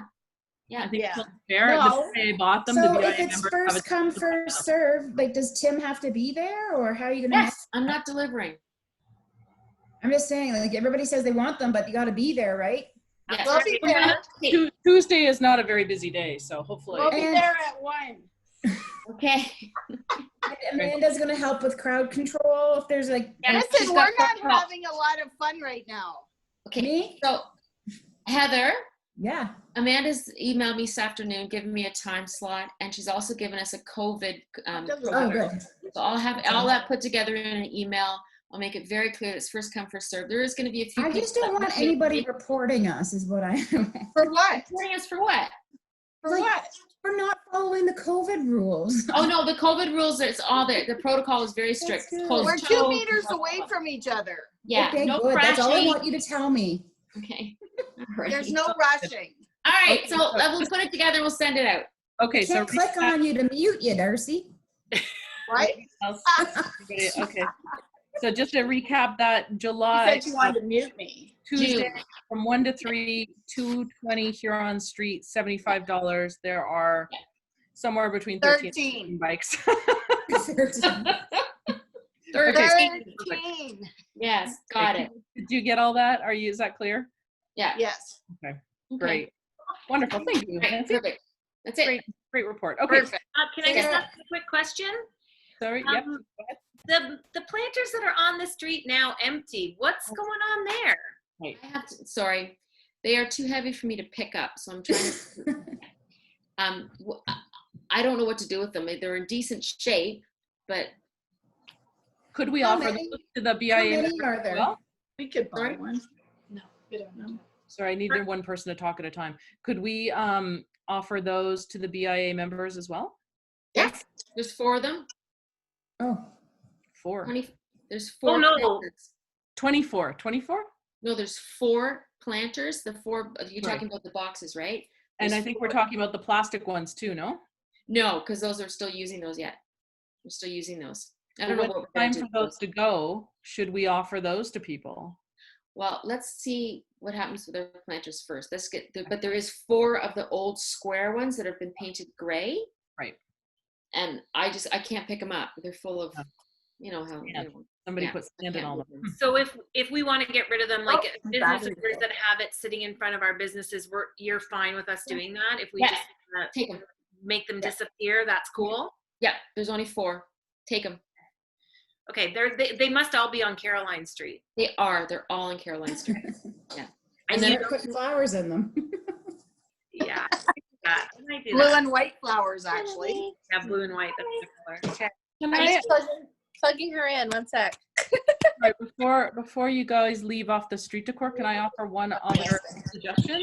Yes. Okay, so the other day I was standing talking on the street with somebody else, and Home Hardware, I think I talked to Nancy about this. Home Hardware has these little white UV lights that are solar powered. We could put those in the trees on Mill Street. So now this whole consultation with engineers and I don't know everyone in God about the big, getting the electricity onto the street. It's been a year. I'm still working on it with Nancy. What if we put solar lights in the trees?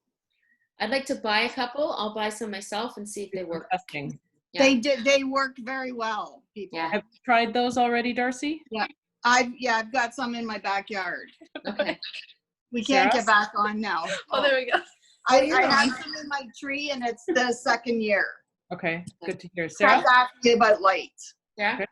Yeah, Emily won't let me get any more. I would just recommend Liz Smith and the Tree Society end up doing like they're amazing. They end up doing some trimming and pruning and stuff. So I think it's just important to check in with them and get some recommendations from them in terms of dates that you would install them if they have any concerns. I just talk to them quickly. I'm sure they'll tell you exactly what's going to work well for those trees, but don't forget to talk to them. They take of course. No. No, you're right. I had that on my list, but I didn't know the person, so you've just given me Liz Smith. So I'll Liz reach out to you for Smith- the details.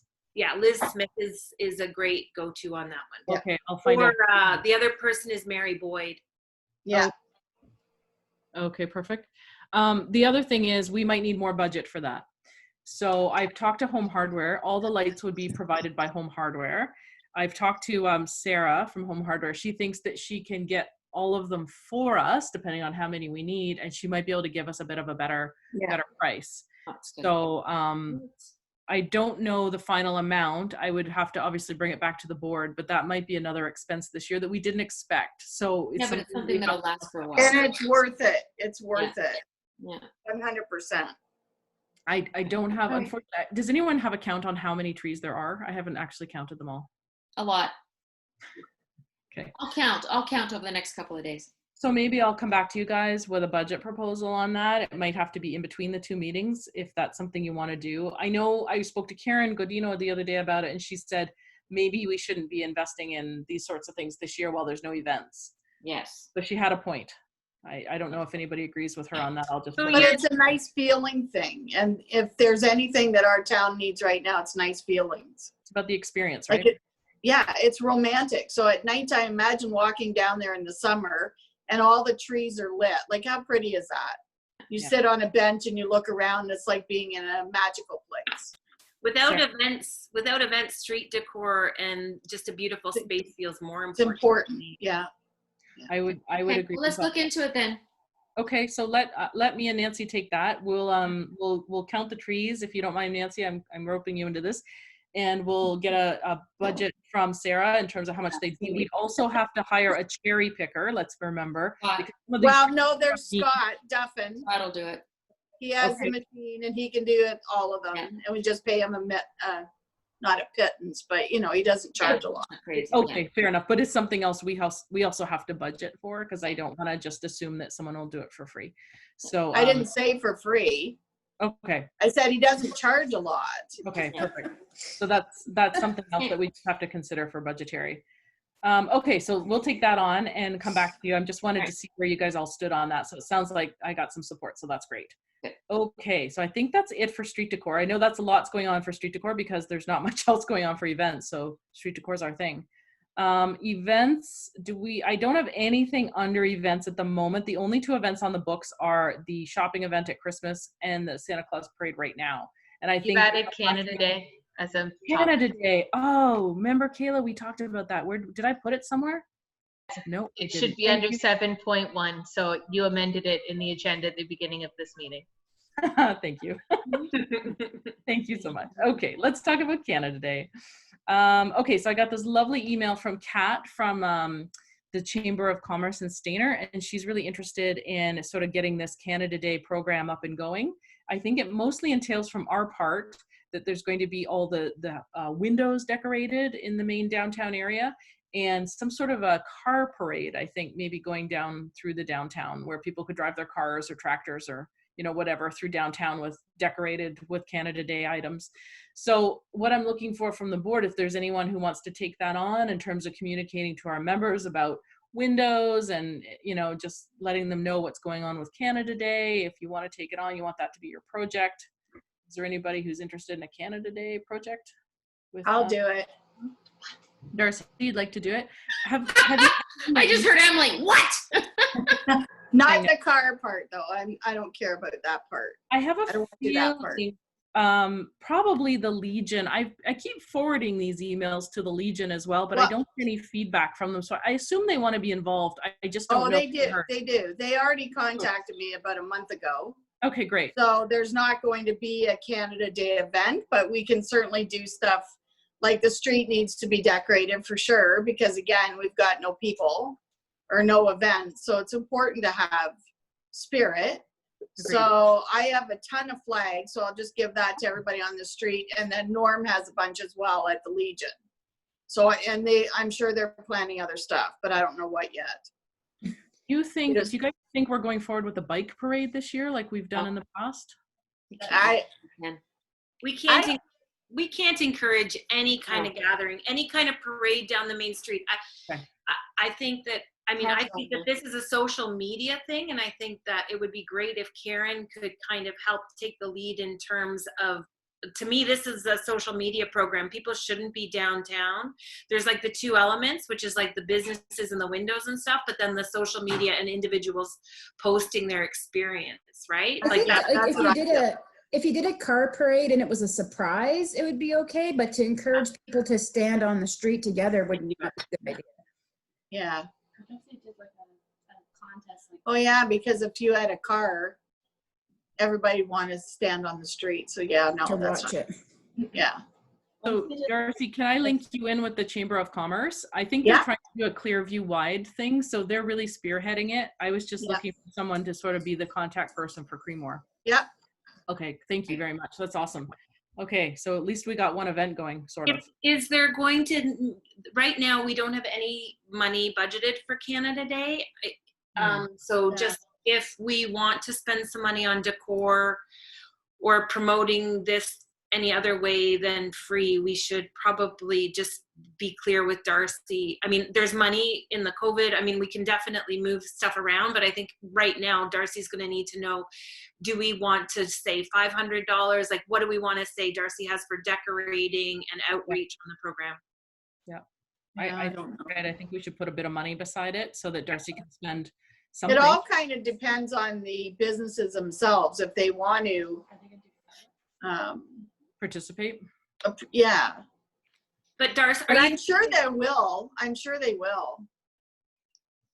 Are you thinking of like street decor similar to like what you do at Easter, where there's something that's cohesive right down the main street? Yeah, sure. Why not? We'll have well, I don't know. I hope we'll have our planters. We don't know if we will. That's not, yeah. But it doesn't matter because the flowers on the street still look good. We could so it's not like they look shabby. So the red and the white is, as Emily says, is tacky, but I think it's kind of cool. Well, it's Canada Day. Yeah, exactly. Can I just make a motion that Darcy can spend up to $500 to decorate and promote the Canada Day program that's being implemented by the Clearview Chamber of Commerce? Second. So does that kind of give her enough leeway, and then we can kind of sort that out? Lori, are you comfortable with that? Is it decor or is it advertising, or because we're not supposed to have anybody gathering or anything, right? It's not advertising. you need to promote it if you want people to be Yeah. posting it to Facebook. You'll do some Facebook stuff. Clearview's going to do Yeah. most of it, and Darcy doesn't have to spend the full 500. But we need to make sure that there's resources there so that she can move it fast. This is only 2 weeks away. I agree. I think you know, it'd be nice to do, Darcy, is if we could buy like red and white bunting even to give Exactly. each to put in their It's window, it's you a know? little late to be trying to buy bunting online, but Can I add something? Yeah. Hi, Emily. Yeah, please do. What if we did like some kind of social media contest in the sense where like you post your Canada Day at home and maybe they could win something from Creemore, like maybe a collective thing or something like that, just to have like a social media like to spread like staying home and Yeah, social we could do that. distancing. I don't know how the businesses are going to feel about doing giveaways. they're not right going to now. want to give anything away. They haven't made anything. No, well, that's Well, what I worry about. It's maybe Depends not a on who it good is, but moment to yeah. be asking them, but I like the spirit of a contest. So maybe we can put our hats on with that again and think through. Yeah, for sure. And the social media part, Emily, is going to be huge, and that's definitely what Clearview is.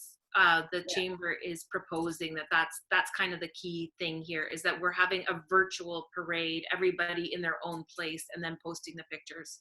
Right, and then the windows decorated all I down. She's out. About the bunting. It might be way too late. Okay. Okay, so Okay, so I'm making that motion, Kayla. Yeah. Is everybody any seconders for the motion? Heather, all in favor? Am I the only one? Bye. Oh, Okay. Okay. So the motion's carried up to $500. That includes social media. Don't forget. So you might have to coordinate that a little bit with Karen Godino because she's got all our social media. What is the cost for social media? Well, whatever. I don't know. We'd have to talk to Karen about what she might want to boost in terms of just to take pictures of windows or what's going on or Has she done any boosting yet? I don't think so. No. Okay. Okay. Great. So let's move on from Canada Day. Thank you, Darcy, for stepping up to that. Welcome. Public participation. Okay, Emily, do you have any public participation for us? Emily, She's gone. She's in the next room. She's the only person that's not on the board. Okay.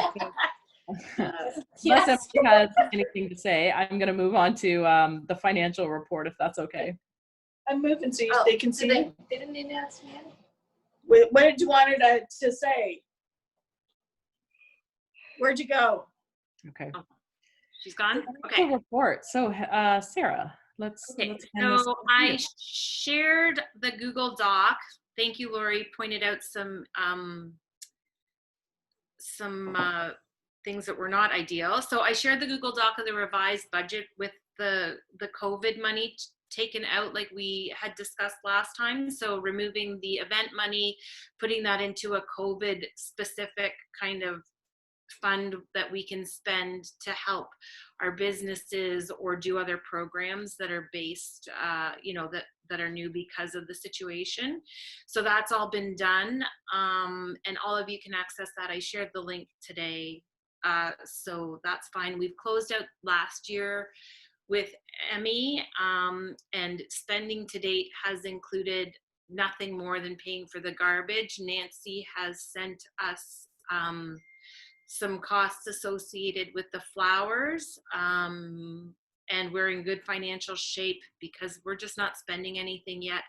In terms of the budget, I'm very curious to hear from the marketing committee and what they would like their budget to be. It is huge for this year in terms of what they were thinking of spending, and I had forgotten that we hadn't really talked about it at the last meeting, but a portion of the money that sits in the marketing budget was event-based marketing dollars, and that was a total of $3,100. So that might be something that we might want to consider taking that because it was event-based, and that might help cover the Canada Day stuff, but then also kind of pushing some of that money into COVID, and then we can look at like assisting with for lack of a better term, just like easy through fairs or something, we can call it like the sidewalk project, so that we're not necessarily saying like the restaurants get patios. What we're saying is that we have great access. Like we might really, I think we almost need to kind of strike something up and really decide how are we going to spend this money. We need to push it out now, and we need to support people right now. So that's, I think we just need to look at those two items as a group, and then revise accordingly. So that 3125 that is sitting for event related marketing, and then how are we actually going to take that money and help people, because we haven't made any decisions there yet. So that's what I'd like to discuss. Okay. So of that, I think the 500 for the Canada Day should be deducted.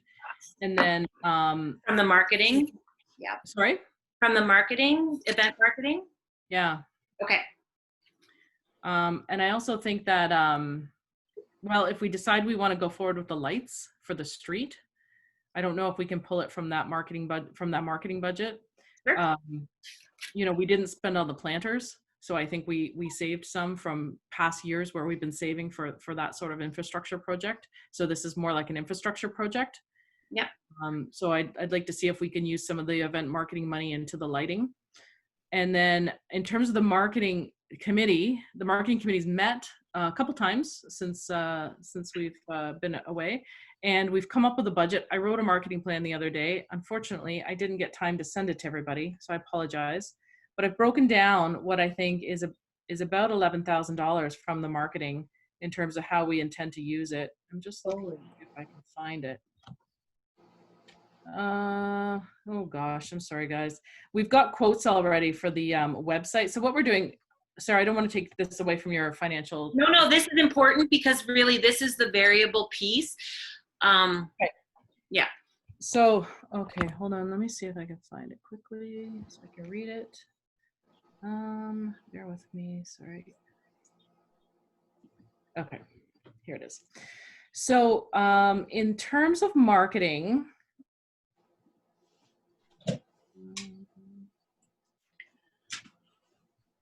here we are. Okay. So in terms of marketing, some of the, and the other thing I was thinking, just going back to that events marketing budget that you just talked about. The other thing I was going to propose for that was the tents, whether we want to buy some tents for businesses. I don't know. They're about $225 a piece, I think. So that's just another proposal. I don't know if that's. But you have to buy them for everybody. Yeah. Well, yeah, that's the thing. You can't just buy for select people. No. But I mean, how many retailers are really left on the street? Like 30. Well, we can come up with a plan on how to spend. I think it's important that we push. Who wants to start the program? We need to push now. Yeah, so that was what I was going to propose anyway, that we use some of that money for tents, for the lights, and Karen also wanted some directional signage for parking, but I think that's really hard because I don't know where we direct people into parking, because I know the station on the green right now isn't maybe the best place to direct people for parking because of the construction. But the construction is at the front. There's nothing wrong with the parking. No. You feel parking's still good. There? Yeah. So of course. There's no trucks or anything there. There's no construction people. They all working from the front. Yeah. Okay. So Karen suggested that as people, if we get an influx of people, there's going to be concerns about where people can park, especially if we've taken parking spots away, like we had just spoken about with the sidewalk project. So, Karen was suggesting maybe we could create some signage that helps people understand where they can get to Station on the Green for parking. Was a suggestion of hers to use in some of that money. And then for the marketing budget, the way we sort of see it playing out is that at the moment, we fixed our current website. So we're spending about $300 to fix our current website. And we've hired Kathy Weber. Isn't that Kathy Weber, the web designer? I love it. Yeah, so we've hired her. And so she's already started to fix our website because there were some issues. And at one point, it was kind of down, or there were some plugins that weren't working. So she's fixed it now. So it's up and running, and she's taken away anything for Christmas, and she's just sort of put it back to the point where it's up and running. We decided to just leave the events there without a date. So if people do visit our website, they can see the types of events that we run every year, although obviously they're canceled this year. So that's just sort of a placeholder. And then she's working on a new website for us, which we have a quote for about $2,000 for the actual build of the website, which will be on WordPress. I think the team has decided. And that is going to be, we're hoping to have that done around mid-July. The other thing for the website is that she's going to also help us write the copy. So we're going to hire a copywriter because we decided it was just too much for any of us to actually do that right now because we're just all really busy in businesses. So we're going to hire a copywriter. And the other thing we want to hire is a photographer to get some really beautiful shots of the street. I know we talked about Jessica Krandelmeyer. She's definitely on our radar. We're just putting in some placeholders right now for photography.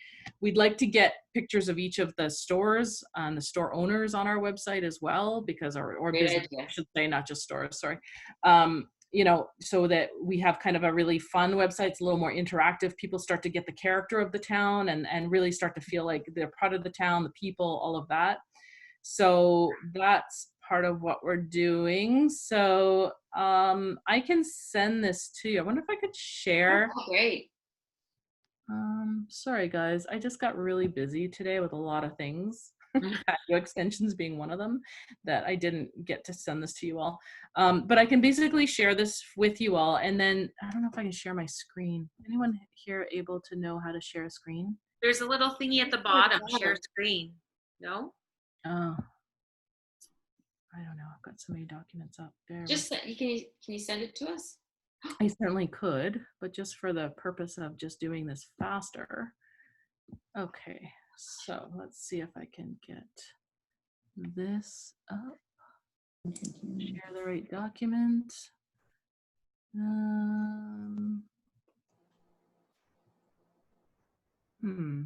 I have too many things open, it's hard to see it. I know, I just discovered that. I'm sorry, guys. I'm very... None of us had technical issues at all today, so I don't know what Oh. you're There you go. Oh, perfect. Ah, there you are. See this? Oh, Yeah, great. Oh, great. So this was my intern COVID. No, it's not. It's No?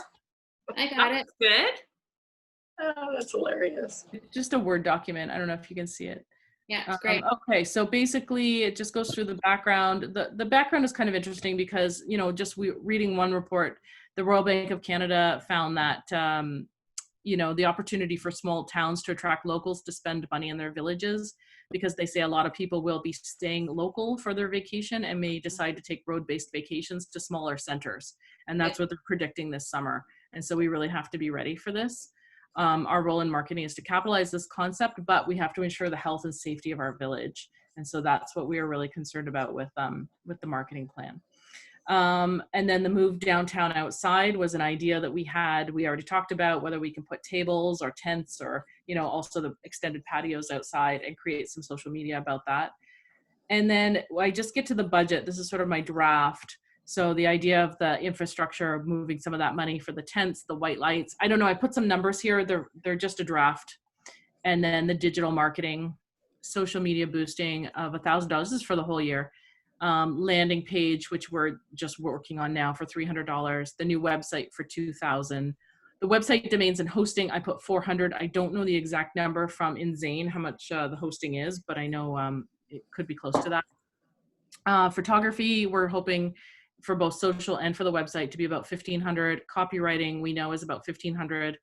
Website seasonal maintenance, I put that in because I know how hard it is for all of us to update things. And so I think every season, or at least once or twice a year, we need somebody to go in and revamp some of the events and some of the things on our website, the calendars. And it's just really hard for us. So it'd be great if someone like Kathy, we could just give her a bullet point list of what to do and she could just do it. So I've added that in. Social media. Oh, we also talked about whether we should hire someone just to help manage some of our social media for $1,800. I put an idea there just for the last 6 months, maybe $200 a month to hire a contractor who could just, you know, manage some of our social media things. And then I put just a general marketing line because I know there's other things that are going to come up, and I just wanted to make sure there was some alignment, that if we need a little bit more for the website, or we need a little bit more for something else, that we could use that money to be able to put that into whatever projects come up for marketing. So that's how the team sort of sees it playing out. Do you have any questions or concerns about that at this time? Nope. You know, it's significant. Oh, am I still muted? Am I muted? No, you're here. You're here. It's significantly less than originally kind of thought. So there's opportunity there to do a little bit more spending if we need to support the businesses. And Did you not have 11,000 on the budget originally for marketing? It was considerably more. There was $12,000 plus 2,000. Like, it was a lot. Okay, let me look back at it. But yeah, we could, or the other thing is we put it back in retained earnings and we hold it for next year's events. Guys, if ever there was a time to support businesses, now's the time. Let's make it beautiful. Let's make it safe. Like, I just think if we have ideas and our businesses need support, it's just my feeling. Now's the time to get behind them. I agree. So if we need lights, if we need safe sidewalks, if we need these things, and we have all this money we've been sitting on and we can't seem to get spent, like, I would feel like it could make the most impact ever right now. Good. Yeah. I agree, Sarah. Well said. I agree. Okay.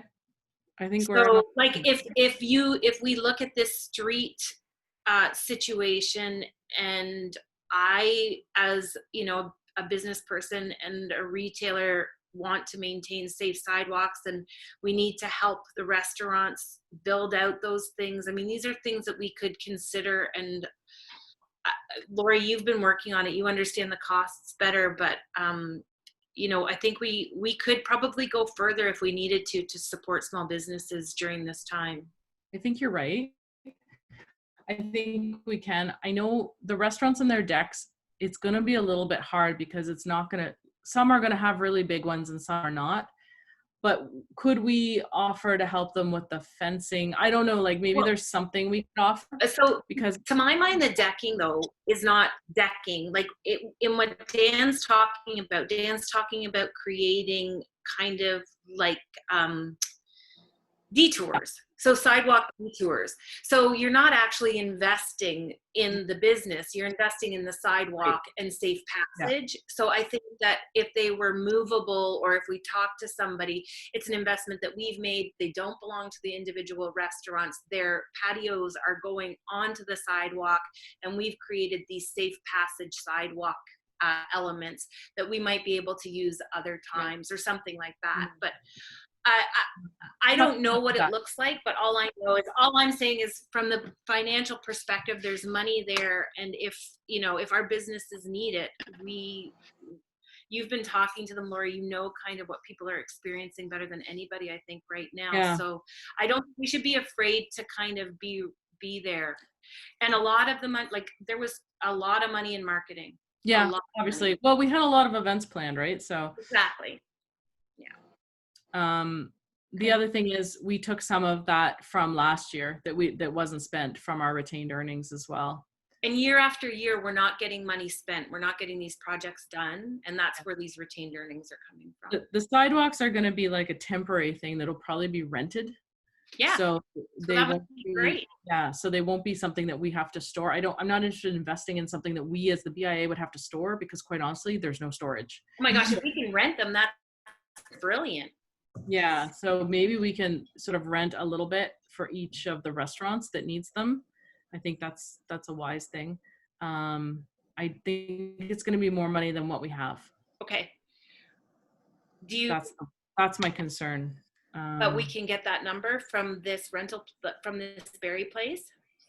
Yeah, like some of these patios are going to be upwards of $5,000. With this bump out. Whoa! Sorry, the rental just the rental for the summer. It's a permanent patio, is it not? Yes, for the summer.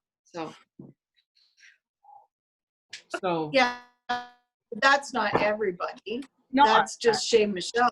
Yeah, so that's the thing. We can't give know, over another. So this is what we have to be very It has careful to about. be fair to everybody. And Yeah, the thing that's is, fair. some people need tables and some people don't. Some people are rushing to buy tables right now. Some people have them.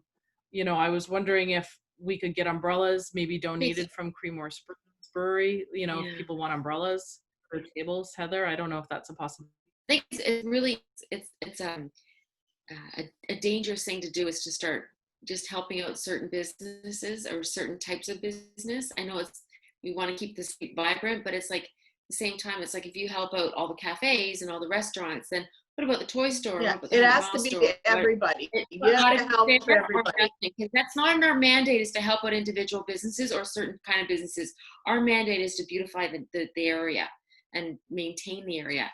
And it's great that we're trying to do this, but it's like, oh, it's if I wasn't a restaurant and you were giving all the restaurants stuff and help, and it's like, I am worried about that. Yeah, it has to be fair to everybody. It has to be a program that everybody can take advantage of. Everybody. Yeah. Yeah, okay.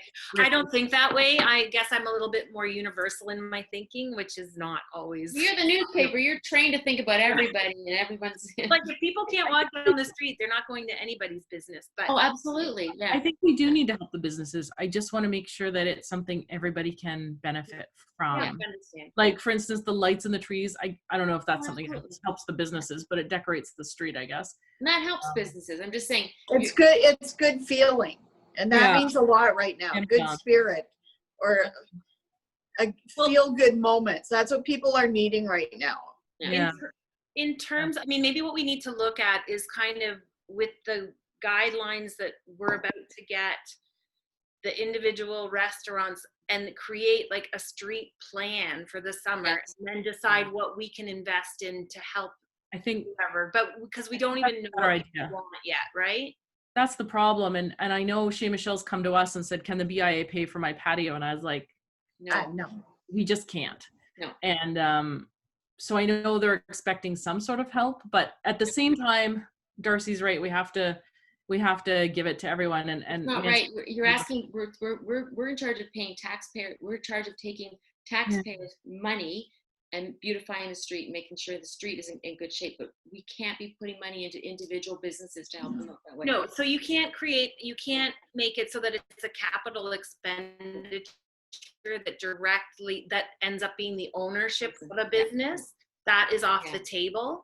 But something that is rental, that can help safe passage, ensure safety of the community, all of those things could still be on the table. It might be a little bit, people might not see the value in it. So I understand Lori's point about wanting to make it so that it's something everybody can equally access and feels that it benefits them directly. But I do think that, sometimes we have to be thinking about the area as a whole and understand that each individual business has its own interest, but our considerations are for the whole area. So, and sometimes it might look unfair, but hopefully if we are really clear in why we're making those decisions, we can make decisions that will benefit everybody. Agreed. I don't have to explain it to you guys, but I just need to like spend money on tenting and stuff that isn't making a difference when we can spend money on something that is really going to enhance the experience and make it so that people can go through the community properly. Like another idea might be is whether we decide to make it pedestrian only. I know we keep talking about this, like, would we invest in fencing, to make a pedestrian only area for the weekend? Okay, but then we also go back to the fact that so many of the businesses suffer huge, like the hardware store, if we shut down the road. And then we're also encouraging people to be gathering in Creemore, which we're trying to stay away from the COVID. So it's like a double-edged sword. It's like we're trying to get people to come in to spend their money, but at the same time, we don't want them to come in spreading the disease to each other. Oh, sorry, I just took off that. Okay. Good. Unless you need Right. I guess we kind of digress a little bit here because it is the financial report. So I apologize for that. But I do think that with Dan's help and a downtown plan and what you've already put in here, which I think are amazing items, I think that we really need to start budgeting and pushing that money out immediately, because now is when people are really wanting help. Okay, so let's try and see by the end of this week, Sarah. I don't know if this makes sense, but maybe I can get this plan together for the street, and then like tomorrow to get a sketch and see what we can do. And then we start to hash out. We might have to have another BIA meeting at one point so we can hash out how we can best spend the Dan money. seemed to be pretty No. keen to get it going. Yeah, so Yeah, if we which can is get great. that sketch to him and he gets his guidelines out to us, then maybe we figure out from there Yeah. what we do with the money, because I just don't know if I have an answer for you tonight. No, I don't expect you to have an answer. But I think at all. you've got the I right just- sentiment. I agree with you, you know, wholeheartedly, and helping the businesses the best we can. So it's just a matter of figuring out all the details.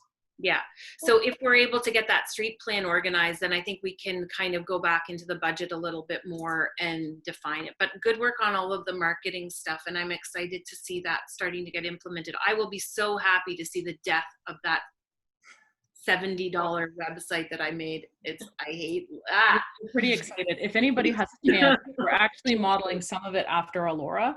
I don't know if we should say Alora this, but we're modeling some of it after their website. We think it's really great the way it focuses on the businesses and the way it's focused on the spirit of the town. So we've decided that's sort of something that we're using as inspiration. If you want to look at their website, have a look. And yeah, so the marketing team, the only thing, Sarah, is that we were kind of hesitant to actually start spending money because the budget hasn't been passed by council. And so we haven't really done, like, we've got quotes and we've got everything ready to sort of go, but we, you know, in terms of spending the marketing money, we were a bit hesitant. So what's your recommendation there? Well, maybe Councillor McKechnie can give us some ideas, but I mean, as a rule, we can just, they are looking at our minutes. We have a council rep sitting here. If there were major concerns, like Councillor McKechnie could take this to council and just say, we've been talking it through, you know, they're not in any, there's no financial concerns. They're working through it. And, you know, the budget is very fluid because of COVID. So, you know, Councillor McKechnie, do you have any recommendations on this?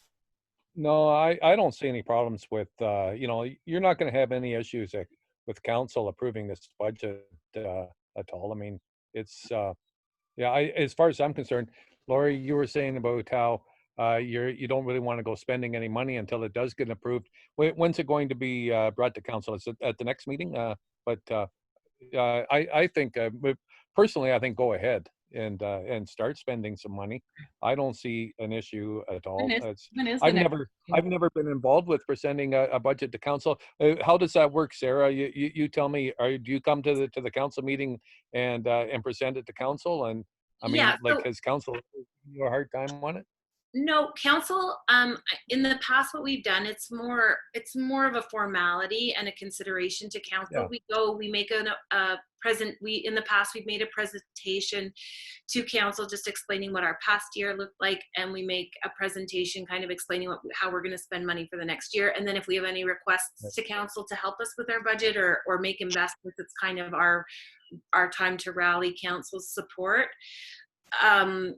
From there, they sometimes make minor suggestions, or they will tell us how they can help us, like, for instance, the planters, the lights, that sort of thing. But no, there's never been an issue in terms of them passing the budget. I mean, we all know budgets are pretty fluid. So, you know, as long as we at this table have a clear understanding, I can't imagine council having any issues at all. And I think that I wouldn't hold back spending on that as long as we as a group agree. Yeah, and I totally agree with that. I don't think you need to hold back. When you do come to council, you know, I wouldn't be afraid to come and ask council for some assistance. If you want assistance, whether financially or whatever, you know, don't be afraid to ask.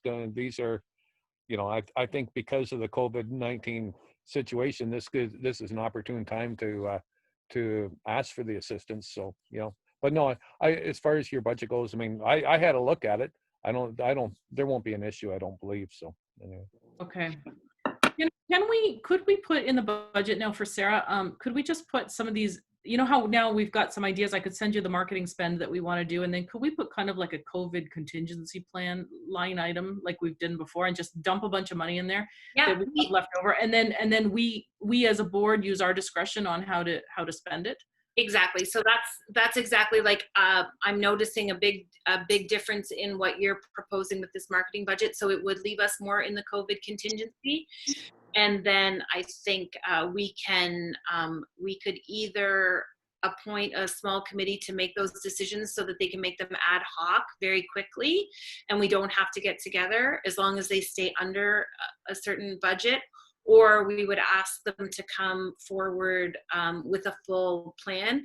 Myself, I think that if the executive, if we made them sort of like a subcommittee and they were able to take that money, so that we got to move fast, right? Like we can't be held up with bureaucracy on this. So, you know, if the treasurer, the secretary, you know, and the president were whoever, I don't know. We just have to think about expedience on this, because we don't want to have quorum and everything every time. So we could come back, have a special meeting about what the final COVID relief number is, and then we could assign somebody to implement that.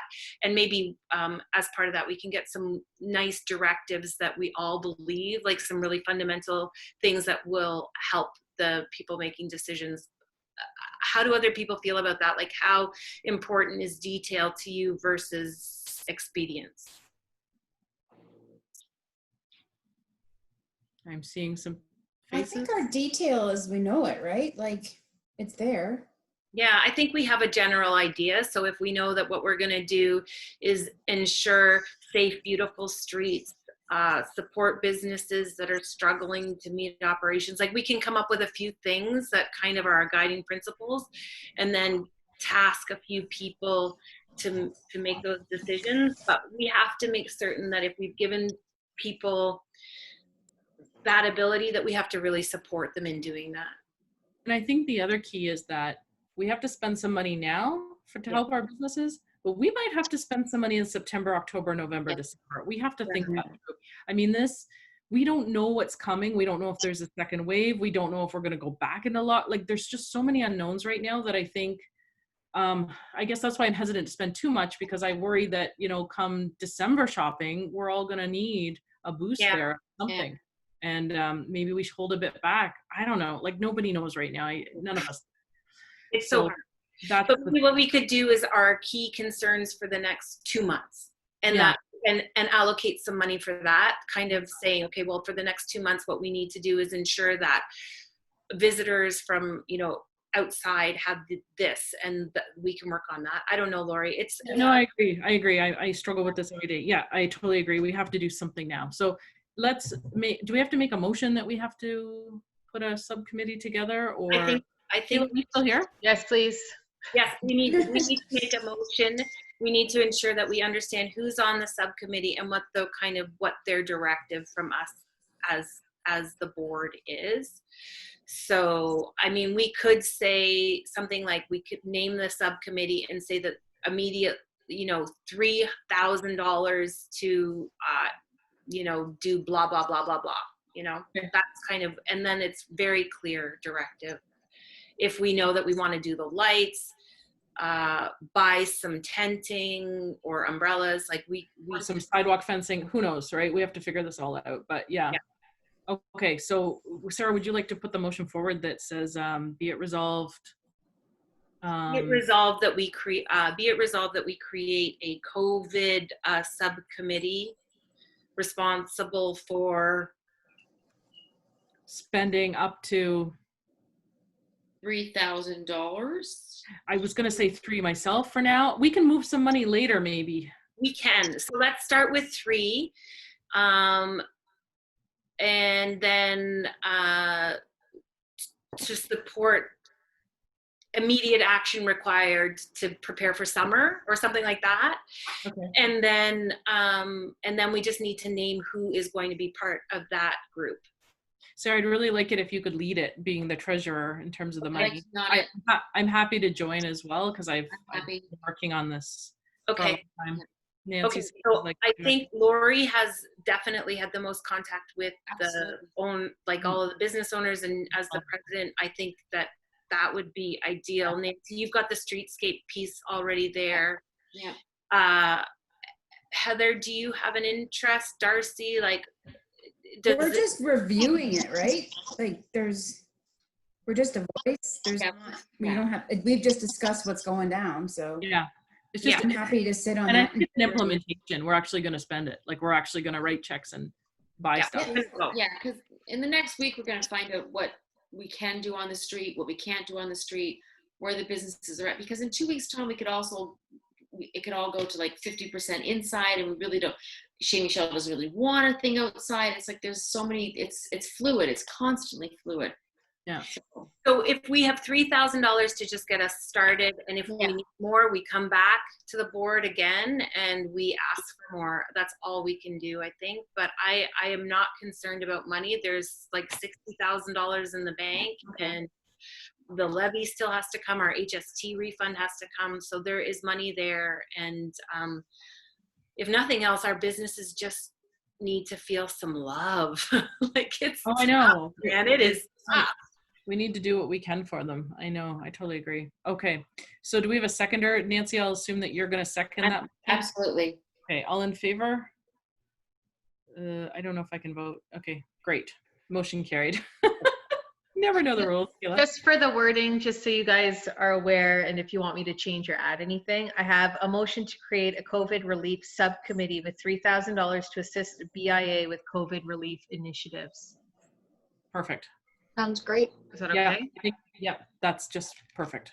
And so on that in that group right now is Lori, Sarah, Nancy. Yeah. Darcy, do you want to play a role in that? I mean, we'll check in with everybody. The smaller, like we can move fast, I think, if it's just boom.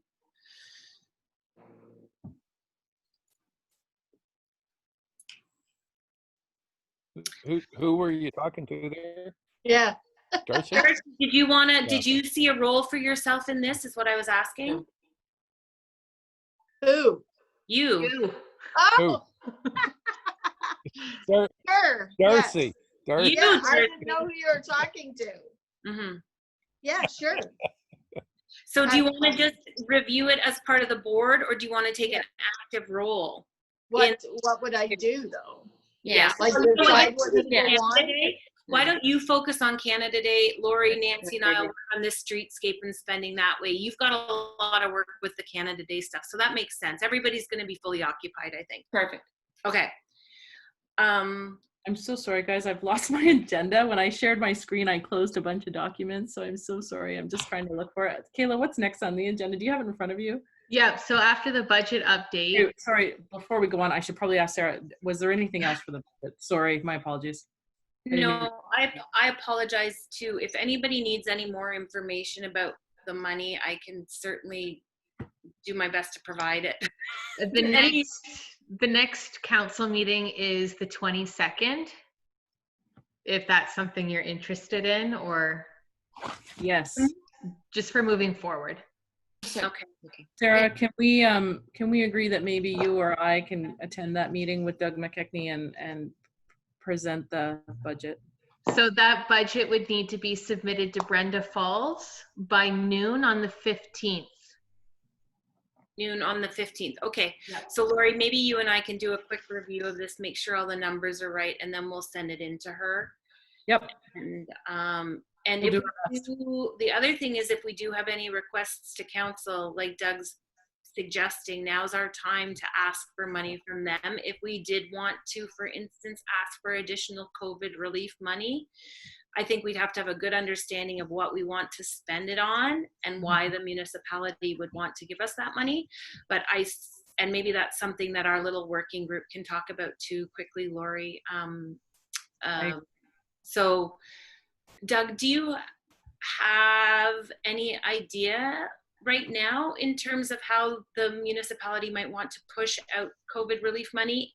Is there anything there that we should be aware of? No, I don't have any idea. They don't really tell us a whole lot at the council level. Most of that gets dealt with at like the senior management level, and then they just come to us for approval, basically. But I suppose, like, money cannot go to the individual businesses, obviously. I don't think we can do that. But as far as, whether, you want assistance, for instance, in the, let's say for the lights and the tree lighting. I mean, there is a budget there for beautification of the Yes. of Yeah. the downtown and everything. What is it? The community something or other beautification budget. So all I'm saying is that if it were me, I'd be taking advantage of this situation and saying, look, can you help us out here, and just maybe this is what we would like to do.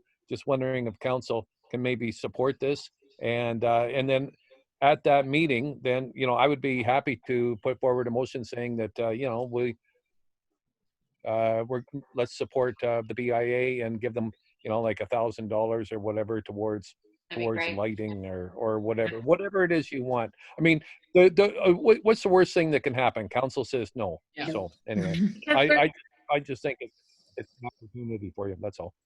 There is a COVID relief fund and community support fund now. Tom put forward $10,000, or is that money that we should be looking to access? Well, that money, and that's something that maybe I could talk to them at council.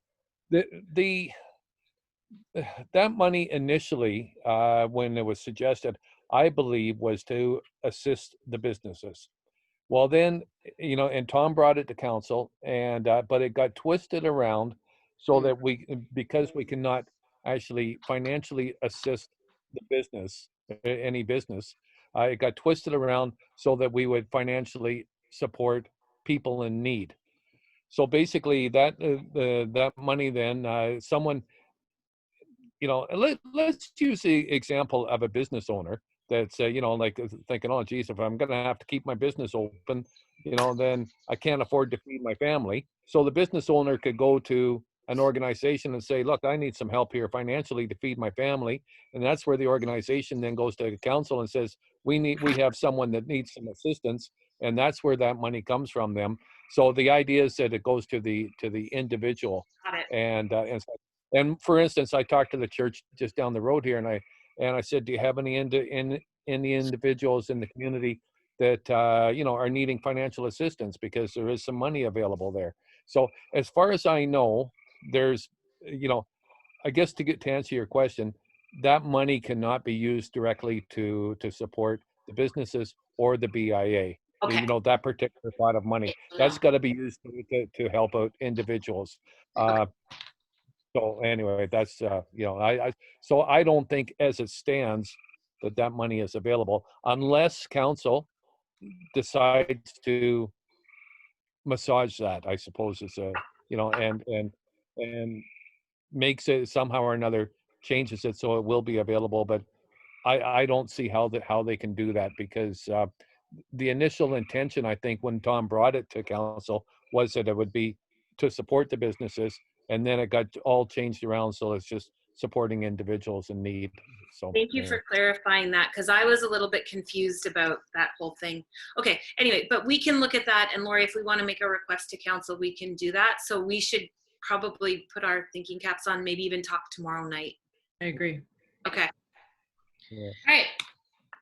Okay, guys, this is great. Now, I just want to clarify. I may be talking out of school here, because maybe you're not allowed to ask for something, ask for financial support from council when you bring your budget forward. But all I'm saying is, hey, it doesn't hurt to ask, and if they turn you down, they turn you down. So anyway. Last year we asked them for additional street sweeping. That was a big concern that we brought forward. I don't know if you remember that, Lori, but we talked about street sweeping with them, and I have to say they really listened, because man, they are sweeping those streets. I did talk to Dan about that, and I thanked him when we had our meeting last week with me and Dan, how impressed I think the BIA is with the street cleaning and street sweeping, and he was really pleased to hear that. So maybe we should even write him a letter to say thank you from the BIA, because they really, really knocked it out of the park. Well, when you mentioned street sweeping, I'm out here in the 6th concession. I don't have anybody around me, you know, like there's no houses, no businesses or whatever. And I look out my window this morning and the street sweeper's going by my house. And I'm thinking, I haven't seen a street sweeper out here in 15 years. And I don't need, my road does not need sweep. But I thought, well, what the hell? I think they've been down here about 10 times. Like every morning I hear another street sweeper going through. It's amazing. Maybe they're like, we'll teach them. I know. Yeah, that's, Never been so clean. Yeah. No, it looks great. yeah. Okay, I'm starving. I need okay, to I gotta go to my dinner either. Okay, I'm sorry, who was talking?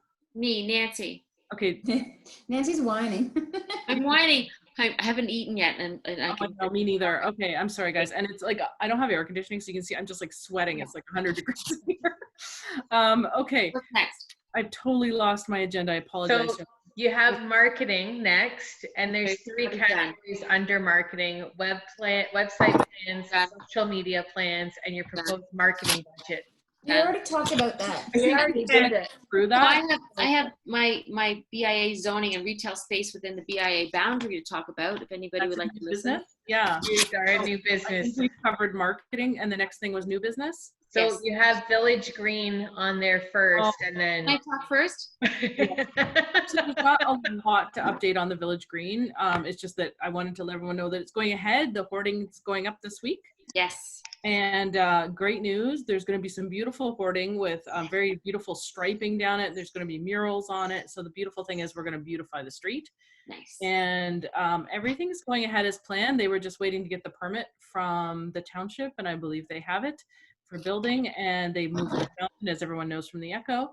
And the stage is in plans. The stage changed a little bit in the last month, but it looks like now it's going to be, the back of the stage will be against the Foodland parking lot. Great. It's actually great because they were concerned that the noise would go towards the residents, and instead now the noise will go towards the downtown. And they felt that was a better position for it in terms of engaging the downtown more with the stage. And the stage canopy looks like it's going to look like an old railway station, so it's going to keep in the theme of railway kind of thing, which is a lot of the themes we see in the Village Green, and Shane Durnford looks like he'll be designing all the signage. So it's going to be really, really beautiful. Good. So if you're happy, if you wanna see plans or anything, just I'll send them out to you. Otherwise, yeah, Doug, do you have a question? No, I was just going to say, we also met today with the Accessibility Committee, which I'm a member of. We met with Stuart Lazier and Vin Van today. They came and gave us a presentation. As the Accessibility Committee, we've pretty much already discussed the Village on the Green. We had a few questions. They came and they addressed their questions. I think about the only thing left as far as accessibility goes regarding the Village Green is just where the accessible parking is going to be. We have to sort that out. There's, it'll get sorted, but there's just the disabled parking spaces. That's the only thing. So everything looks really, really good. I'm really impressed.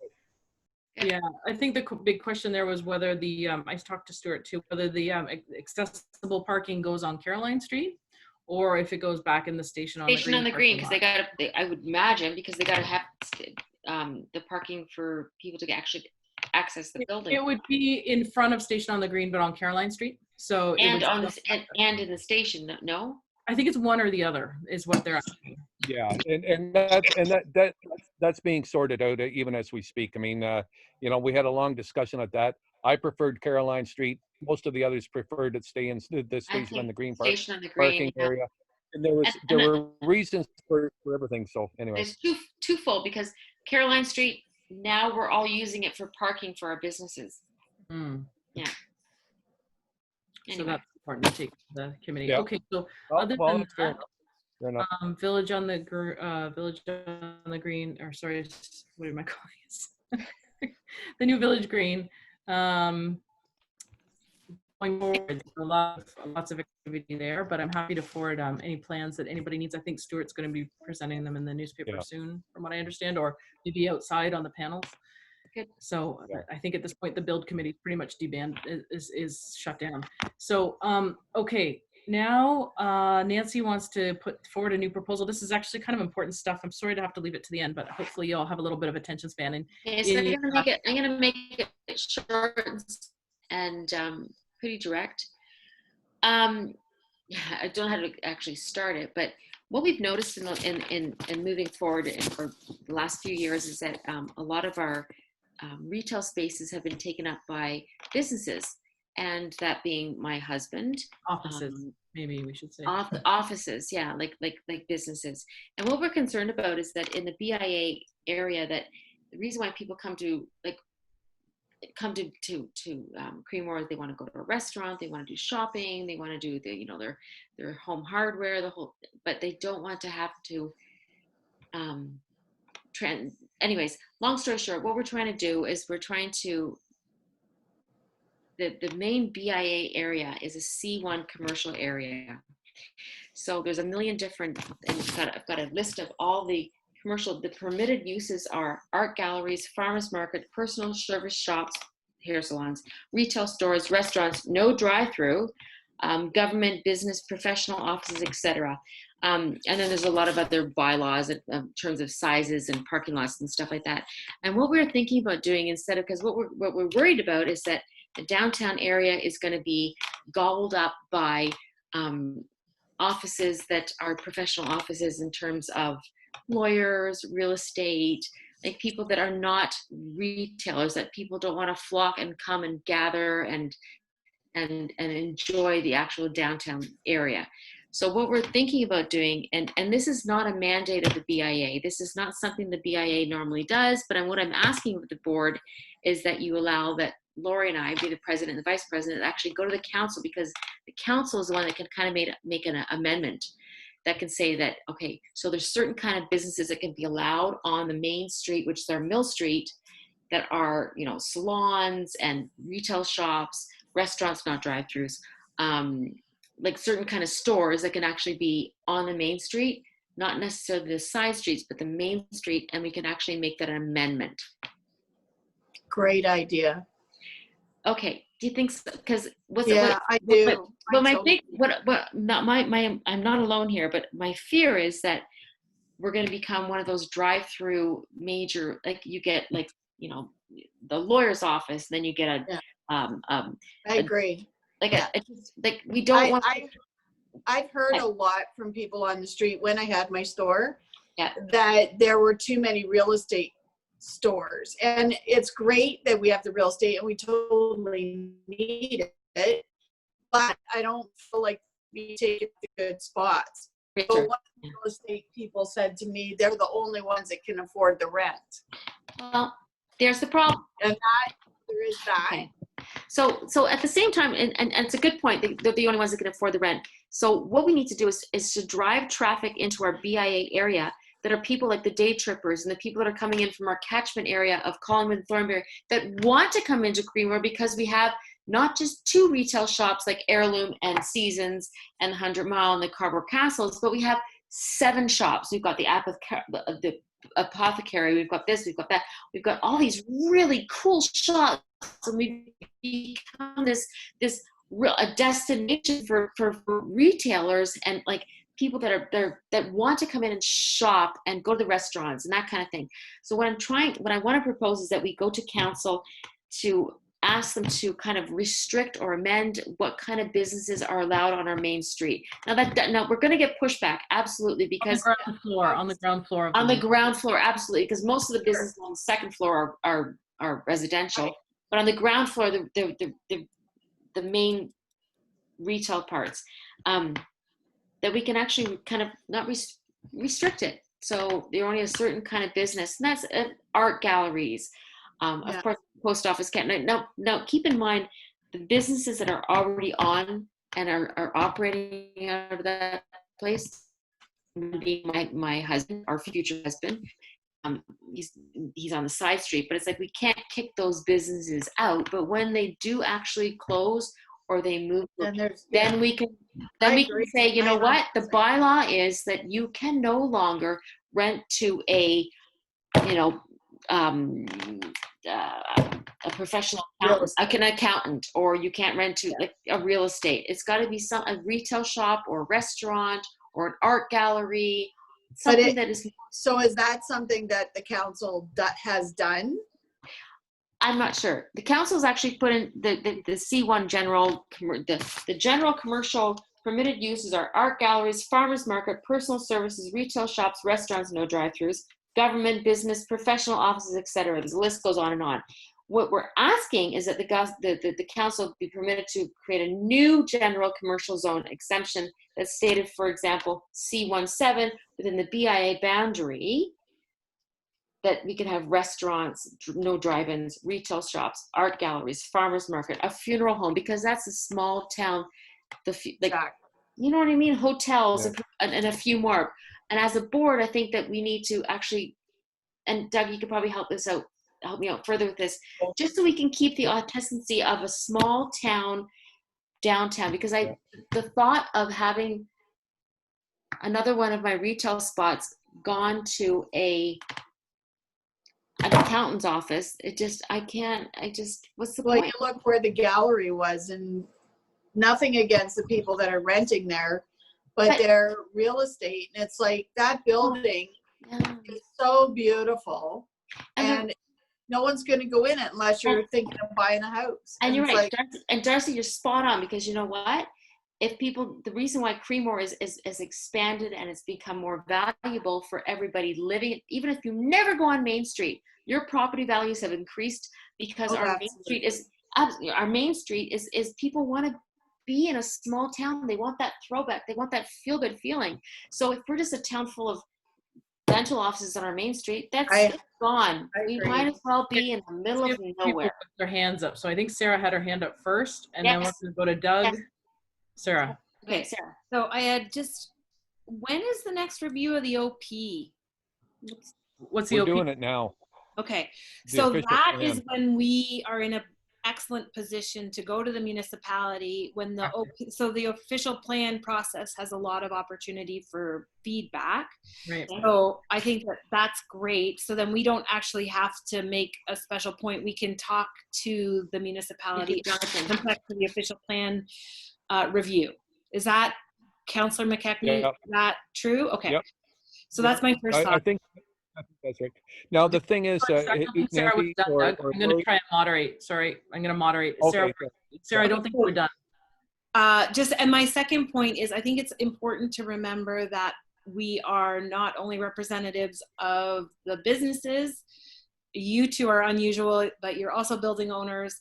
And I think that before we do anything like that, it's vital that we talk specifically to the building owner. No, here's the thing. I think we're gonna, if you're trying to make an amendment to a zoning law, you're gonna get, like, just like you see on Mill Street, you've got a zoning someone's put an application for the Creemore Inn, for example, the Creemore House Inn on Mill Street. They have a zoning application, so it's like we absolutely we're gonna have to go to the building owners, but individually, no, we're gonna have to make an application, and the town, I would believe that the council has to notify, or not notify, all the individuals.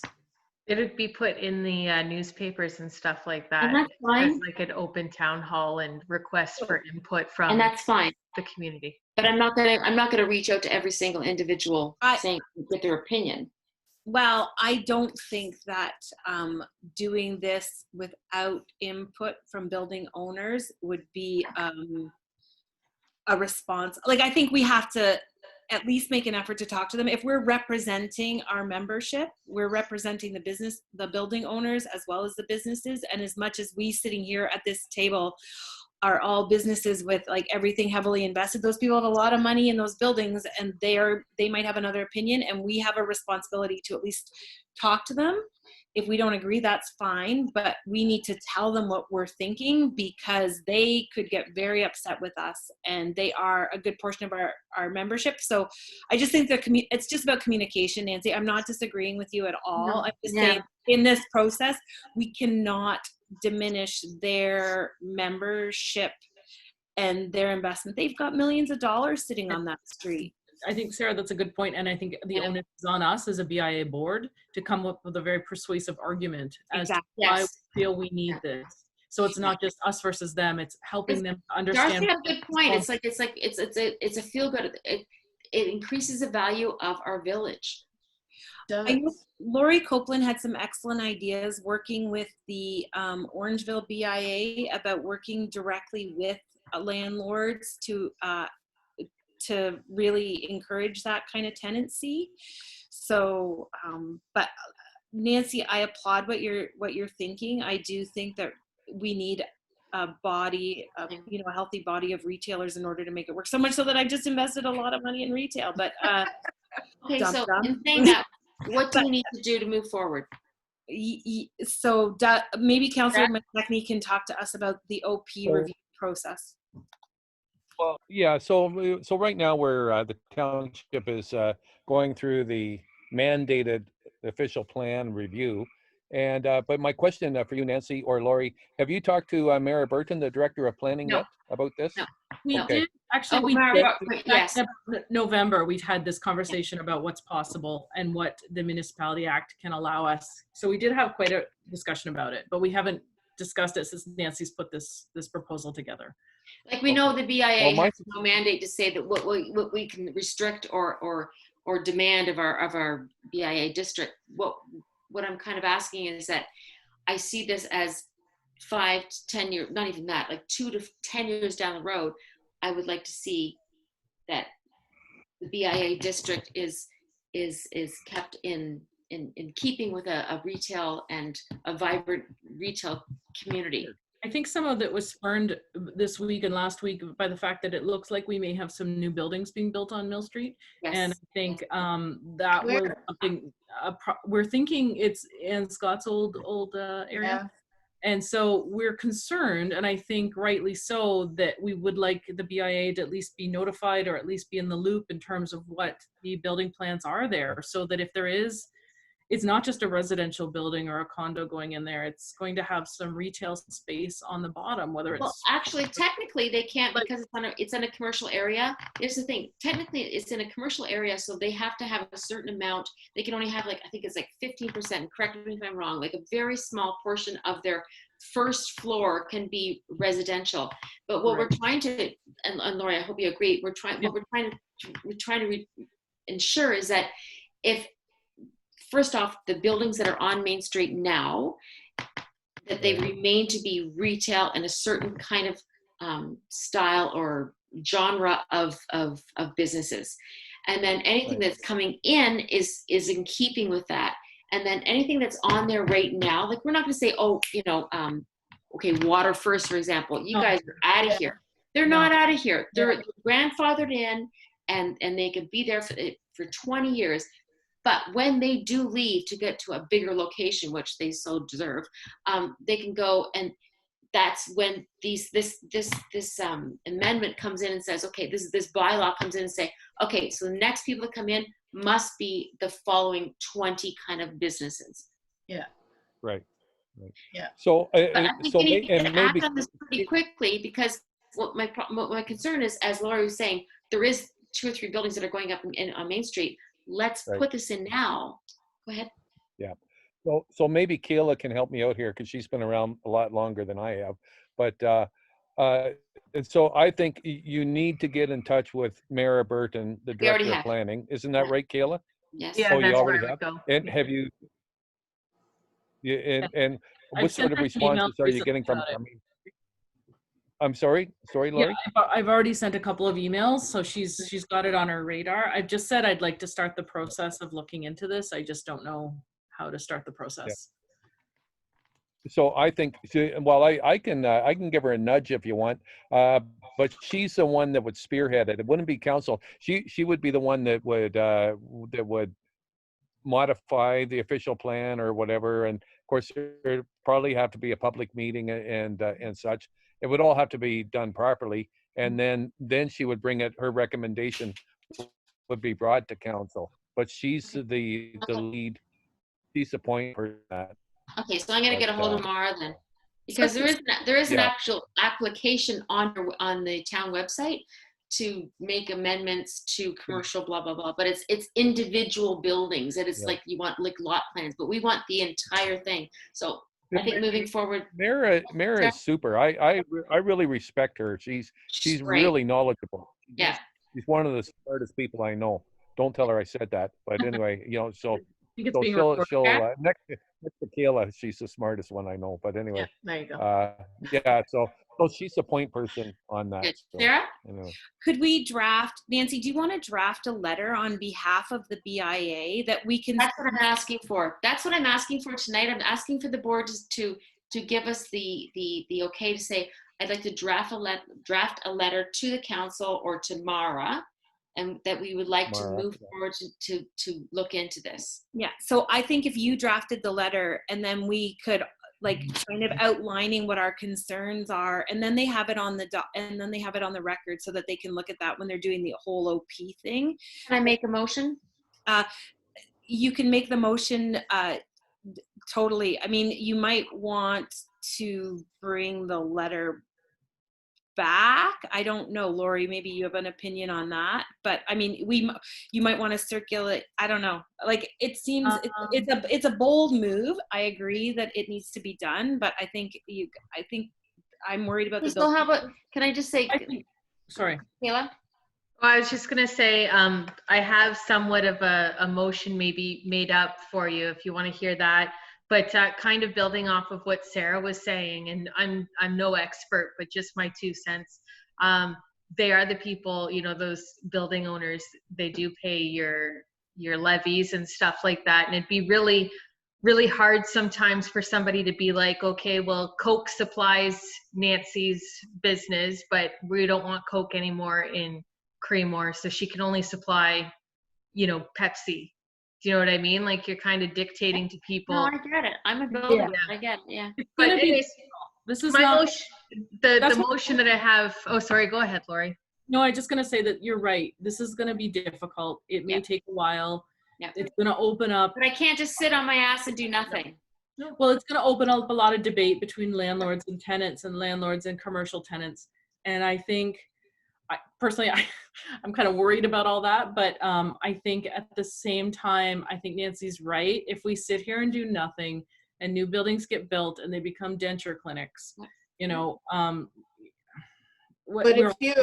if you approach everything respectfully and kindly, they can say no, but if you don't say anything, they just carry on. And I'm not sure you're right, Darcy, because you know what? I don't know who was. We have to put together a plan and how to present this to the building owners that may view it as a negative thing because they're just trying to fill their spaces. And I get that. I totally get that. But Darcy, your same point is like you're saying that it's like people can't afford the spaces, but they can. If we have a vibrant downtown, exactly. People are pulled into our downtown. They're going to be able to afford their spaces. Exactly. Freaking lootly. It's like they're just exactly. So that's why I left at this point, because I can't pay his rent every month to sit there with no customers. It just didn't make sense. Yeah. So let's create an atmosphere. I think it's wonderful. Let's create an atmosphere that people that retailers from all over our catchment area want to come into Creemore, because you know what? It's a shopping destination. It's a destination for restaurants. It's a destination for art galleries. It's a destination for so many people. And in turn, what that does is our downtown Main Street is so vibrant and so active. It increases the sale. It increases the value of our business, our whole town there. So it ups everyone's game. Okay, I'm not sure. I agree. Stand up. Sarah. Kayla. I think Kayla had something first, but then I just have I have kind of maybe an approach we could take. Okay. So just to finish off kind of what I might be hearing here, it seems like you might want support from the BIA as the board. So a motion to support the proposed bylaw amendment to ensure that C17 retail shops make up the majority of street level Mill Street. Okay, so how about a motion to empower the president and the vice president to approach the township with a view of rezoning the BIA boundary and therefore restricting further use of existing and future retail space within the boundary, like something that we can restrict certain ones. Can we start with a softer communication? I think that we can't, to go to the point where you're asking for a bylaw amendment without any input from membership is just, it's not a great way to build to build. Listen, like, I think we all get it. I think it's the approach is going to be very important here. And I think the first piece of communication could be around the importance of maintaining the historic Creemore, which is, you know, community-based retail, all of these things, and we can circulate something like that to all of our membership, and with the idea that we would like to work with council to ensure we have a certain percentage of these kind of businesses, and that would be a soft start. And then from there, we can get feedback, and then we can take, you know, and if people choose not to feedback, at least you've given them that option. Okay. But like, I just don't think that you can go, I think you're totally, you're going straight for the throat, and if people, which I agree totally, but my concern is that we've got new buildings coming on Mill Street. What's going in there? It's a free market. Here's the problem. Once they're in, we can't rezone it. We can't say, oh, you're like, once they're in, we can't say, okay, you can't be there. We've got to wait for them to close. And even we can't even. I mean, Darcy's old store could be an office as well right now, right? Done. No, you're wrong there. No. Noel will not allow it to be an office or a restaurant. So he's one of the landlords that we'd really want to reach out to, because we feel like he's absolutely. He does not want anything that conflicts with anybody that's already here.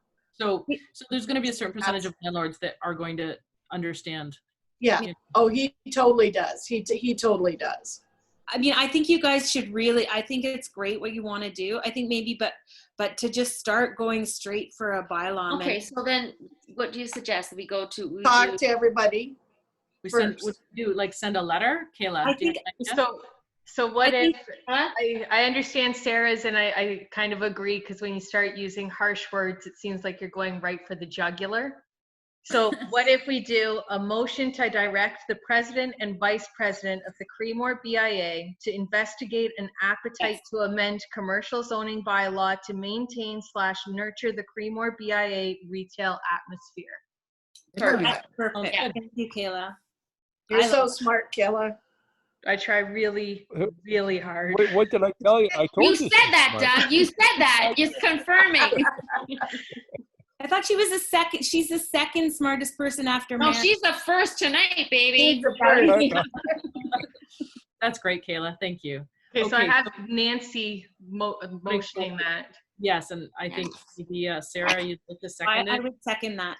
Okay. But no action can be taken beyond I won't go to the township. I won't go to anybody, but I'm going to start investigating further. Yeah. I think that's a great idea, Nancy. Yeah. And investigating could mean maybe an email to some of the landlords, right? Like it could be inviting them maybe to a Zoom meeting. I don't know, you know. I think it's like, I think it was Sarah that presented it. It's like we need to present to them why it is so important to keep the actual first level BIA area a retail vibrant area, because I think we have to hear them. So we have to hear their concerns. Like maybe they're going to tell us all kinds of concerns, and we need to hear their concerns. No. And we're not kicking anybody out. We're not kicking the post office out. We're not kicking out, you know, Water First or any of the real estate agents. It's just if it turns over, we don't want the accountants to come in. I think some of the real estate agents will agree with us. You know, I don't think a lot of them would understand. Yeah, whatever. Nancy, I would just ask that in all of this, that we don't talk about who can't go, but talk about in terms of what we're trying to foster. Yes. As our first point of conversation. And then the second conversation can be talking about like, how do we implement that, which would be either by asking the landlords to create parts in their leases about the type of businesses or this bylaw amendment or something. But if we really focus on the positive about what people love about the downtown, and that all of our communications be around that, then we'll get a great start, and we'll get the kind of feedback, because they'll be like, yeah, retail's great, but you know what, it doesn't pay my mortgage. And then we'll get the kind of feedback as opposed to creating a negative dialogue. And I think you're brilliant at doing that. I think you. Yeah, but there's also something, and that's perfect. And there's also something to be said. You know, John Wiggins, when he first came to Creemore, he went out and he recruited. I agree. He looked for those artisans. I think we need to start doing that more. It's like we need to start looking, like, what's his name? The guy, anyways, but they were looking for people to come in. What's the gentleman's name who started the Mad Noisy Gallery building? Jim. So Jim Vanderwater. He went out and actually looked for people to come into town. We need to, as a BIA, I really believe that we need to start looking for those people, because the retail stores, they'll close and we won't even know about it. And it's like someone will just move in. And if we haven't got the zoning, the zoning in there, and B, we haven't actually proactively looked for people to come into town, I think it's really important as a BIA that we do that now. I agree. There's stores and there's small chains out there. Like the first one that comes to mind is a Stanton store. It's like Jessica Tamlin's parents. It's like they would love to have a little store in town, maybe, but no one's ever actually talked to them. But if one of the BIA members went up there and said, okay, the zoning is now, we're going to have this, it's only going to be retail. This is a unique village. And we actually sell them on the reason why Creemore is such a unique village and such a great thing for them, for their store to be in. Maybe it'll Or we look for shops that we don't have yet. I mean, there's a lot of holes in our. We've got like two great. We got the refillery and the apothecary. It's like we're attracting these really super unique stores. Let's ride the wave and protect them. Sarah? Lori, I don't know if, I mean, this is a way down the road thing, but there may also be a position that we could take in terms of a BIA and how we apply the levy in terms of the type of tenancy. So if you want to have a retail tenancy, we could talk to the municipality about applying retail tenancy at a reduced rate in terms of the levy, whereas if it is an office, medical, whatever use, then the levy could be applied differently. I don't know what the rules around like that are, but I would say that that's one way that we could incentivize landlords. We could incentivize landlords to look at land use and say, okay, I know that they're doing this with music venues in Toronto because they recognize the value to the community. So let's look at the way the levies are applied to incentivize the type of usage that we feel will best develop and sort of sustain our community. So that's something I think that we could look at internally. We would probably need a lot of feedback from the Treasury Department and maybe the OBIAA, but I think that's something that we could do as a group. So I think that's something that I think that's a pretty creative way to kind of give an incentive, because I think we might need to do that. We might really need to incentivize that. Yeah. That's something you'd like to help us work on, Sarah, is the levy side Yeah, of things? sure. Yeah, we'd have to talk to Kay Matthews probably and Emmy, but from the OBIAA. I think that Lori has a great relationship with her. So, you know, that's something that we can see if there's just another model, because if we can take the model to the municipality, then I don't think it would be difficult to implement. Great idea. Good. Great idea. That's all I have to say. You and all in favor? Did I do that already, Kayla? No. Are we all in favor of that motion? We did? Okay. Yeah. Okay. Sorry. Wasn't sure. Wasn't sure where we left off. Your next item is your next meeting. Okay. So our next meeting is July 14th, I believe, which is also known as Bastille Day in France. Can I jump in just real quick here? Certainly. So this will be like 30 seconds. So tomorrow, Tom Patterson and I are going to be meeting with Dan Perot at, I think, 11:30, something like that. And all of your issues regarding painting, you know, and parking. Well, I don't know about the parking. The bicycles, the patios. Yeah. Oh, the pavement stones, the you know, the stones there in the sidewalks, they're all being addressed. So basically, I won't go into detail, but Tom and I are meeting with Dan tomorrow, and we'll be in Creemore, and we'll be hanging around. Great. Sorry, Lori, I have one other quick thing, and I maybe should have asked this when Amanda was on the line, but I'm just wondering with the reopening of recreation facilities and the Station on the Green washroom, Councillor McKechnie, do you have anything you can share with us on that? No, I have nothing, because that came, what was it, Doug Ford? Yesterday. Yeah, it was just yesterday and everything. So we haven't heard anything.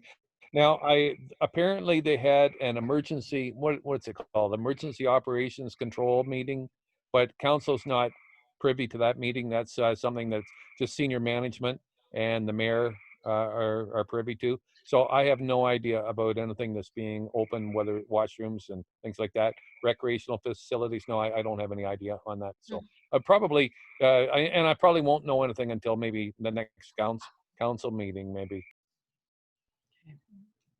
Well, Unless, is there anything in particular that you we wanted want to me to know if ask the them? washrooms I could be mean, I left. can get.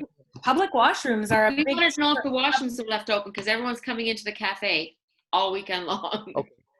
Well, I'll ask. Yeah, I haven't heard anything about that, but I'll fire off an email tomorrow, or I'll ask them Great. tomorrow if they I can spoke be to opened Terry up. about it. Yeah, I spoke no to problem. Terry Vachon about it a few days ago, maybe a week ago. I called him and we were speaking about it, and he knows it's a problem. It's on top of his radar, but he's being Maybe you mandated can do by a the follow-up email and see if the washrooms are going to be open. That'd be great. I think he's mandated by Okay, this Emergencies Act, so I don't know. We should have asked Doug Measures actually when they're going to lift the Emergencies Act. They just announced that these facilities. Kayla, what do you know about the facilities? I know that I believe it's Irene Davenport just put in her resignation at Station on the Green for cleaning. So I think that's going to be another hurdle to. That's at the end of August, but just in terms of the announcement and any changes to the facility, do you know anything about that? No, not as far as I'm aware. I think everything's still kind of on lockdown. The same as Amanda kind of explained with all the equipment. Okay, I thought there might have been some changes. Okay, that's all I wanted to run. Because who's going to wash the washrooms? Well, on the weekends. I know, but. Okay, sorry. I'm sorry, I gotta go. I got a call coming in. I've been avoiding it for hours. We've all got a lot on our plates to do, so thank you everybody for volunteering to do parts and pieces of all this. I really appreciate your time tonight. I know it's a long meeting, but we got a lot going on here because we have to do our very best during COVID to help businesses. So thank you everyone for all your kind words and all your offers to help. All right, we'll see you. We'll probably see you all before the next meeting, but always let's just keep in touch by emails or phone calls or whatever way is easiest for you to get in touch with each other. We'll stay in touch. All right. Anybody else have anything, or we'll say sayonara? Good night. Bonsoir. Sayonara. Bonne nuit. It's wine time. Wine time. Good night. Drinking the whole Bye. meeting. Good night.